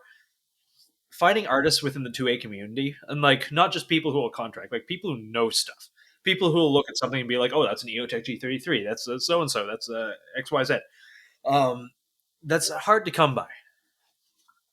So like the skills are absolutely in demand. Yeah. It's almost like 90% of them are all in the group chat. I think so. Oh yeah, we have a little group chat of just like 2A artists, and I gotta say, really cool people. It's very nice actually. Yeah, just like it's a very small community, but it's really good to see a community of artists actually support each other, and it really warms my heart. It genuinely. No, that's fucking dope. When you guys are telling me about your page that you guys have collectively. Yeah, I don't know if we can keep that on here. We can edit that out if you guys don't want it on there, but it's fine. I mean, I'm for it if you are. Do you mean Psyop Collective? Yeah. Oh, did it change? I think it's Psyop. Yeah. Am I wrong? I thought it was news at one point. It's Psyop Collective. I'm pretty sure. I don't even know what I'm posting to anymore. I've got like 10 accounts. Really? Holy shit! I'm just going. So there's like an underground fucking 2A artist community, and I only knew about like a couple. Yeah, wow. No, they're pretty cool. The Psyop Collective, PSYOP. Yeah, just edit me out saying Psyop News because that makes me look stupid. Oh man, no, you're fine. You're fine. You've contributed to it more than I have. Honestly, I have like one post up on there. So like, I love the idea. So you guys just have like a group chat. You got like a collective page. Yeah, we just fucking shitpost and like support each other's art and we have a collective page. We just put stuff up. I really like just having other artists to talk same. To. It's like it's really been big for me that just other people who understand, because I always hate talking about artist stuff because people don't get it. Part of me really feels like there's a pretension to art that like is embarrassing in my opinion. But there are some things about it that are hard to deal with and confusing, and the average person just can't comprehend it. And I don't think like it sounds pretentious from the outside, but I absolutely get that. I can't talk about this stuff to anyone. So I talk about it with you. I talk about it with the guys, mostly just you, but like with the guys, and they understand it. There's a process that goes to it, and even the little things, like I can tell when you don't want to do something, and like to most people, it'd be like, oh, you're lazy. You just get to it and work. It's like, no, your brain just doesn't work that way. Yep. When you're doing art, it can't really be forced. Well, it can, but it's like probably the worst feeling. The quality is not going to be the same, No. like for sure. Yeah, I noticed that heavy a couple weeks ago with that one. Yeah, like you notice that with my friggin' email header, and I don't know how you did it. It was just like the person's name and that's it. And like I didn't think anything of it when I sent it, but you're just like, "Hey, yo, you okay?" And I'm like, "Yeah, what? Well, yeah." And you go, "You really didn't have any fun doing that, did you?" And you got that out of an email header. I don't understand. Yeah. Now, thankfully, I think that's only happened with this page like a handful of times. And it wasn't your fault. To be clear, it wasn't. It was just like I think one of them was.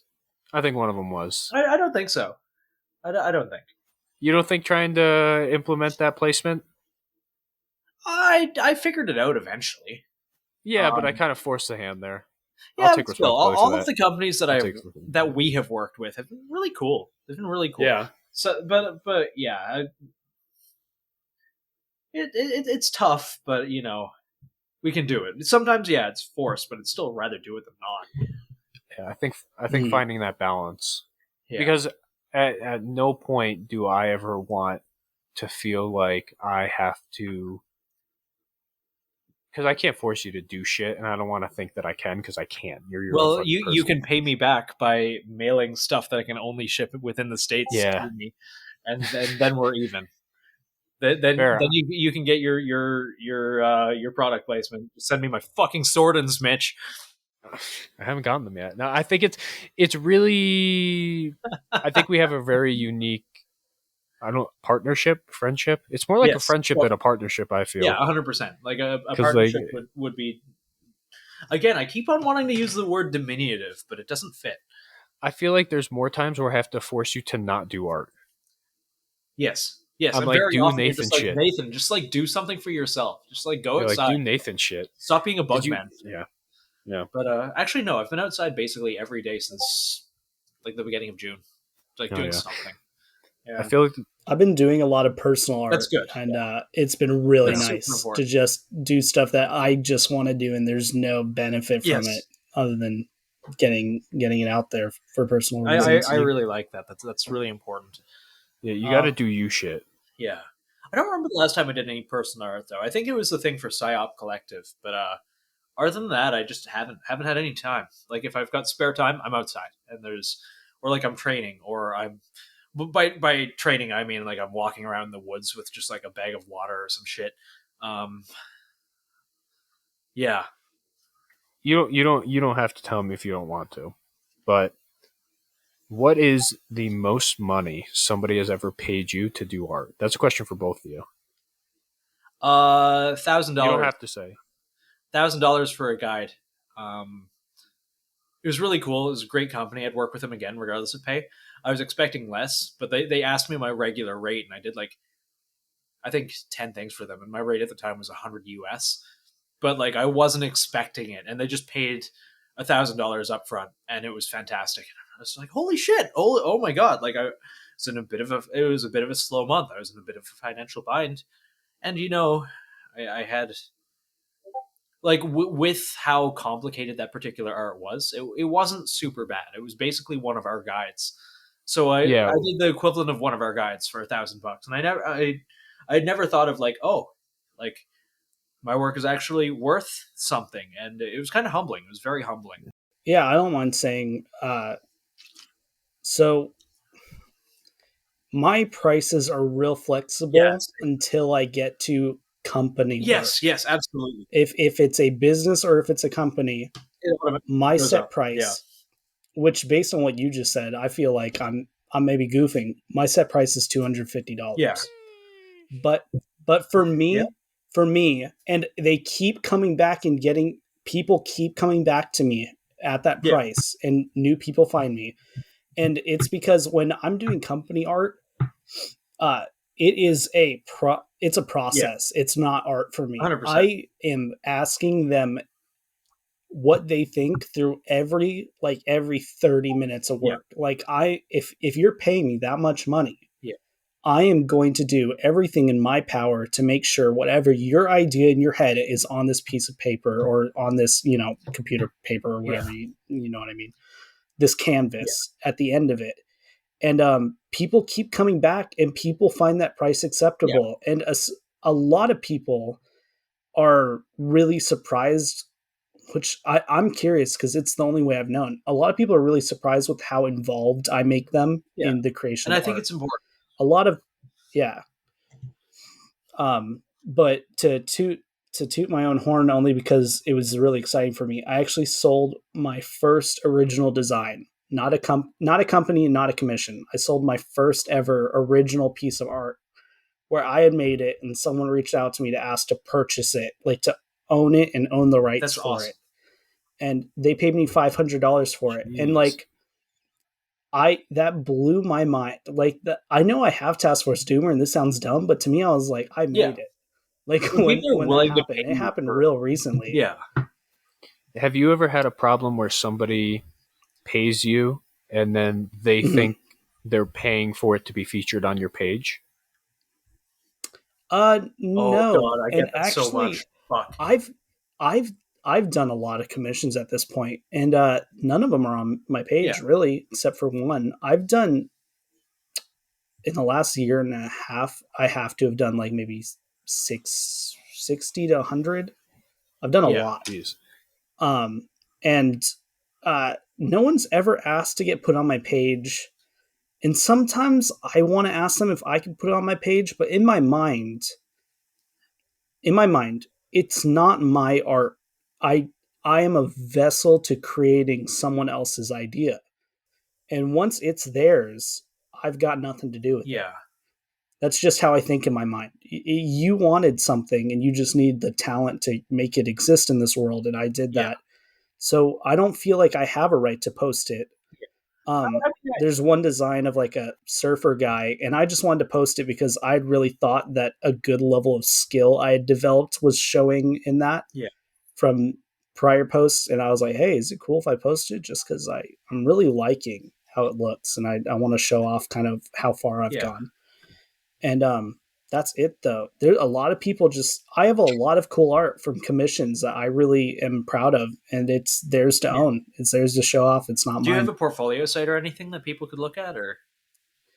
I have every piece of, that's not true. I had every piece of art saved on like viewable? No. I mean, I have all of it on my iPad. I feel that. Yeah. Same. Dude, one of the worst things is, and it sucks, is that I had everything ever made for me for a long time on an iPad, and it just died one day. Oh. And I had never, I did it on Procreate, and I had never saved the Procreate, and all of that work was just dead forever. Really that's fucking tough.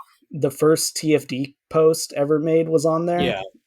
Everything is just gone. That sucks, man. Yeah. I don't know if this will help, but what I've started doing from now on is and this is super clunky, but I still do it anyway. I share everything I make in Procreate to just like a Google Drive. Mm-hmm. And it sucks. It's like untitled image 1, untitled image 2, untitled image 3, up until like that's smart. Untitled image 400, but it's still, at least it's there, you know? No, I really need to start doing that. It's not a bad idea. Like I pay like $2 a month for it, but like it's worth it for the peace of mind.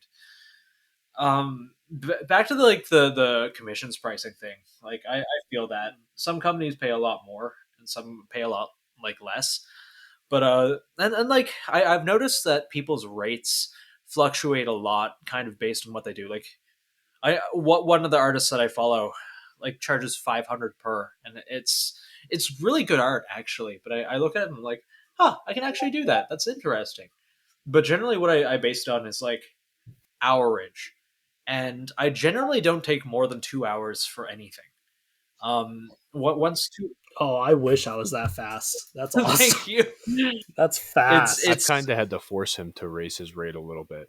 Yeah, I wouldn't say force, but because I see how many people message about it. Yeah, and I'm like, dude, like, it's not gonna. I don't think it's gonna slow down the commissions, but yeah, like you bump this up, like what is it? It's like 125 now. Yeah, we get a couple a day. I think I might bump it up again just because You like should. I'm starting to. Mhm. But at the You same really time, like should. $75 an hour if I do 150, which I think is what I'm going to do. Like I don't think I'm worth more than that. I genuinely don't. You're worth more than that. I actually have a specific reason that cost is the way it is, and it's because I watched a YouTube short of I think it's the guy who invented the Nike logo, or maybe not. Maybe it's just a guy talking about it. And he was basically asking someone how much they were willing to pay for that logo, even if that logo took 2 hours to make. And people went from, they really stuck in their head that time mattered. If that logo took 3 days to make, they're willing to pay that higher price. But if that guy can do it in 2 hours, they don't want to pay that price. They want to pay him less. And in my head, I was trying to think of what that company cost would be. And I was really struggling to put it low, like, because I was like, I don't think I'm that good, like, but I watched that video and I thought that to myself, and I thought, you know what, I'm gonna bring that skill, I'm gonna bring you in as the person purchasing me. We together are gonna make it. I'm not gonna make it, we're gonna make it. And I was like, it doesn't matter how long it takes me, that's what it's worth to me, to make that exist for you. That's the amount of money I want. I like that a lot. And That's a good way of looking. yeah, and I've had no one complain yet. Some people have been like, "Hey, I want to come back to this maybe because right now 250 is a little steep, but I definitely want it, and I'm coming back." And a lot of them do eventually come back. Like a lot come back and get something done. That's good. I've had repeat people purchase like 8 times. So I can't remember who exactly made this theory, but it is 10 times easier to keep a client than it is to make a new one. I'm paraphrasing again horribly, but I've also drank quite a bit of vodka, so that's a lot. They can't see, but that's nervous a lot. drinking Nate. So can you guys? Oh yeah, my face is red. No, your face is very red. One of the I've definitely noticed as we continue to post, like real life people for like the Monday characters, people seem to be under the impression that people are paying to be featured. They're not at all. Like the people that we feature are people that we think are like cool. Obviously we have the Tuesday characters where we just like shit on, stereotypes, but like the Monday characters are people we genuinely believe are cool or unique or have like interesting content, and they don't pay for that. Like nobody pays to be featured on our page. No one's paid a cent. We reach out to everyone. It's like, but there was one person a couple weeks ago that got you a little frazzled, but he calmed down a little bit. Who was under the impression that he was going to pay for a character and then post it on the page. And we're like, I remember we were like, no, like that's not how this fucking works. It's not how it's ever worked. And once that happens, like I feel personally, and this is going to sound pretentious, that I've compromised myself as an artist. Like, it's a slippery slope if we start doing that. Oh, like he wanted to pay you to put a character on your page, like to make it and then post it. Yeah. Okay, and he was weirdly pushy about it, but like that's not how we do. If I ever do like a private commission for someone that I genuinely find cool, and we have a week where we don't have anyone and we don't want to repost, or we don't have anyone to repost, I would consider putting someone up, because it's already done and I already find them cool and they just happen to have paid for it. That has not happened yet, and it's probably not going to happen for a little while. But like I've done commissions for people, and eventually I'm just like, oh shit, they're a pretty cool person. I really like their content. Maybe I'll reach out to them and ask them if we can feature this art that's already done, like as a thing we can put on the page. However, like if someone approaches me and they're like, hey, can we pay you to do something? No, it's like that. I feel like it would compromise us as a page. Yeah, and we're trying to find the fine line. Nathan reels me back a lot because I get fucking chimpy with some ideas. Yeah. He reels me back in a lot, but we're trying to find a fine line because we do put a lot of money, time, and effort into it. We do. We're trying to find a fine line where we can make money without compromising or shilling. Yeah. I'm happy as long as I'm not red, and I'm even happy if I am red. Like I don't mind. Like this stuff is expensive, but at the same time, as long as people are getting stuff out of it, that's fine. If people come along that want to be associated with us, Big Daddy Unlimited is Costco of the gun world. I'm not going to do this bit again, but they follow us though, so maybe they will, because they liked our post about the podcast. Oh, how about that? Maybe we'll get a Big Daddy Unlimited. Big Daddy Unlimited is like the Costco of the gun world. 99 cents for the first month. After that, it goes up. Is it worth it? Are you worth it? There we go. Wait, hang on, time out. You guys are speaking about this like your ad read was completely unsponsored in the hopes of getting sponsored. That's exactly. Is that what happened? Yeah, that first ad read. No yeah, way. no. That wasn't a real ad. No. Jesus Christ! I would be very surprised if they even hear us or know we have a podcast. They follow. No, they do. No, they liked our post about the podcast. Oh, how about that? Oh, well, and that was like you paid them. You paid them an exposure. I guess so. Well, I'm okay if I shill for someone else if they're not paying me, because then it's not a shill. Yeah, we're trying to figure out like that fine line where we can take money for a sponsorship, but like even like the brand and product stuff, it's all stuff that either he's liked or I've liked and used before, minus one time. Yes, there was one time. Yeah, and that one time was an instance where I look back on and I'm like, I was fucking like, it happens. It happens. It was a dumb moment. But the stuff from True North though, like those guys are fucking cool. Yeah, True North is fucking dope. They sent us some stuff, but I had already used their stuff before. Their hat is my favorite hat. Yeah. I'm wearing it right now. That's cool. So we're trying to figure out that fine line though, where we can do it. Because I really don't want to come off like we're shilling for anyone. I would rather make zero. Like this has never been about money. I'm a fucking ideological lot. I'm like I like pulling Lucas Botkin, but poor. It's still not about money. Yeah, exactly. It's about getting stuff out there. Just kind of like a happy bonus, which like helps us create more stuff, which gets more out there, which Z-Lot. Weird line. Yeah. Do you ever do stuff like that? I never noticed any product or brand placement in Task Force Doomer stuff. I've never ever once been asked to do that ever. I've never seen that. If kind of wish we did, that'd be great. But, I mean, you collab, and that's pretty cool. Yeah. We have had like other Second Amendment like Instagram pages with their own little trying to think of what the right way to say it. That they're clothing brands or street brands, or we've gotten some like cool stickers and patches from them just because they like us, and that's always really cool. But no, I don't think we could even do ads, even if they're like, we're gonna give you so much money. I just don't think we could do it. It's just weird.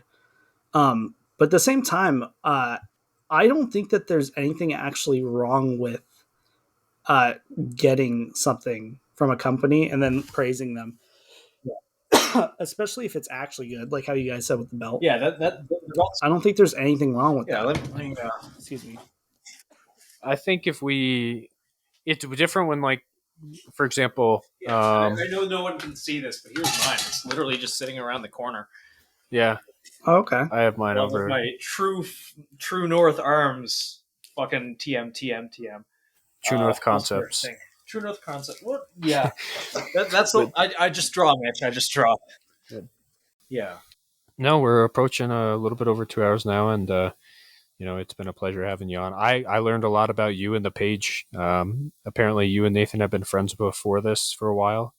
I haven't interacted with you before. It's been a pleasure. I learned a lot, and it put a lot of things to rest, a lot of thoughts to rest. I never necessarily believed all of the stuff that I'd heard about you, but I'm a believer that, there's smoke, there's fire. If you're associated with something, you're associated with something. But I also understood that.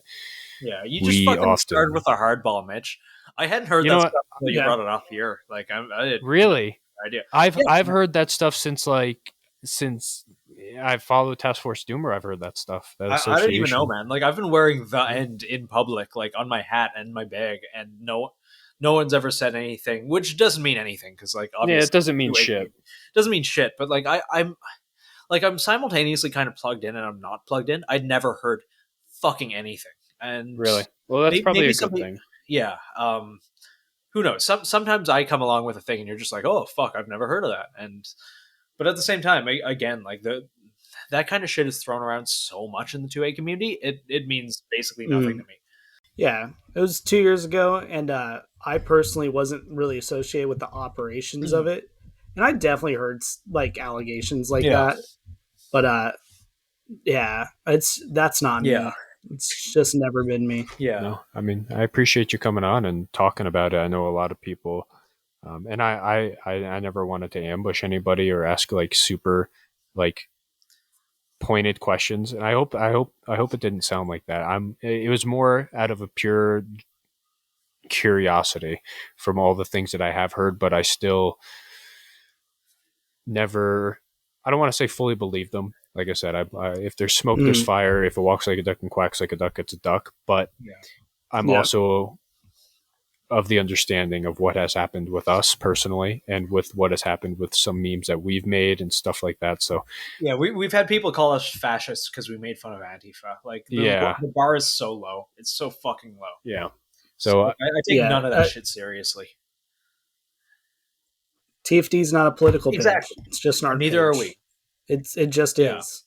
Like our posts literally don't contain politics. It's art page based around the survivors of the future. That's it.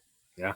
Well, no, like I said, I appreciate you coming on and kind of, even if the people that listen to this don't believe it, because I'm sure there's going to be people that are like, no, he's still a fucking right-wing Nazi piece of shit or whatever the fuck. Yeah. It was more honestly for me. I was genuinely curious and I really appreciate it. And I hope that people listening feel the same sentiment. And no, I really just appreciate you coming on. And I'm happy that you and Nathan have a little out. Is it an outlet or whatever your little the artist group chat? I think I think that's dope. And if you're an artist listening to this, I mean, talk to Nathan and try to invade and find out if he talks about me. Yes. Mitch is a dick. Talks to me. He complains about me. Mitch is a fucking ass. Can I show myself at the end? Can I show myself? Is that okay? Yeah, I mean, go for it. If you ever want to get into contact with me, the TFD artist, for commissions, or if you want to talk about art, like you just said, and that's what made me actually think to ask about it, it's my personal for you to access, which you will definitely get to me faster than you will through Task Force Doomer, is Immersion Artist. You don't have to message me for commissions. You just ask me about art or stuff. Like I got no problems just talking to super people. But you'll definitely get a hold of me faster on that. It's just easier to get a hold of me. Yeah, no, plug all your shit. Task Force Doomer, your Immersion Artist. Task Force Doomer is the other one. Yeah. Immersion Artist. Yep, that's it. And Psyop Collective. Yeah. Got that one right this Collective. time. Yeah. That's one that I just learned about too. So yeah, I never brought it up. I don't know why. But that one's just a fun it's fun fucking art cool project. though. Yeah. I'm glad we actually have kind of an outro this time. The episode 1 just kind of ended. Yeah. Kind of. I agree. I was listening. I liked episode 1. Thank you. I was so fucking drunk. Oh my. You were.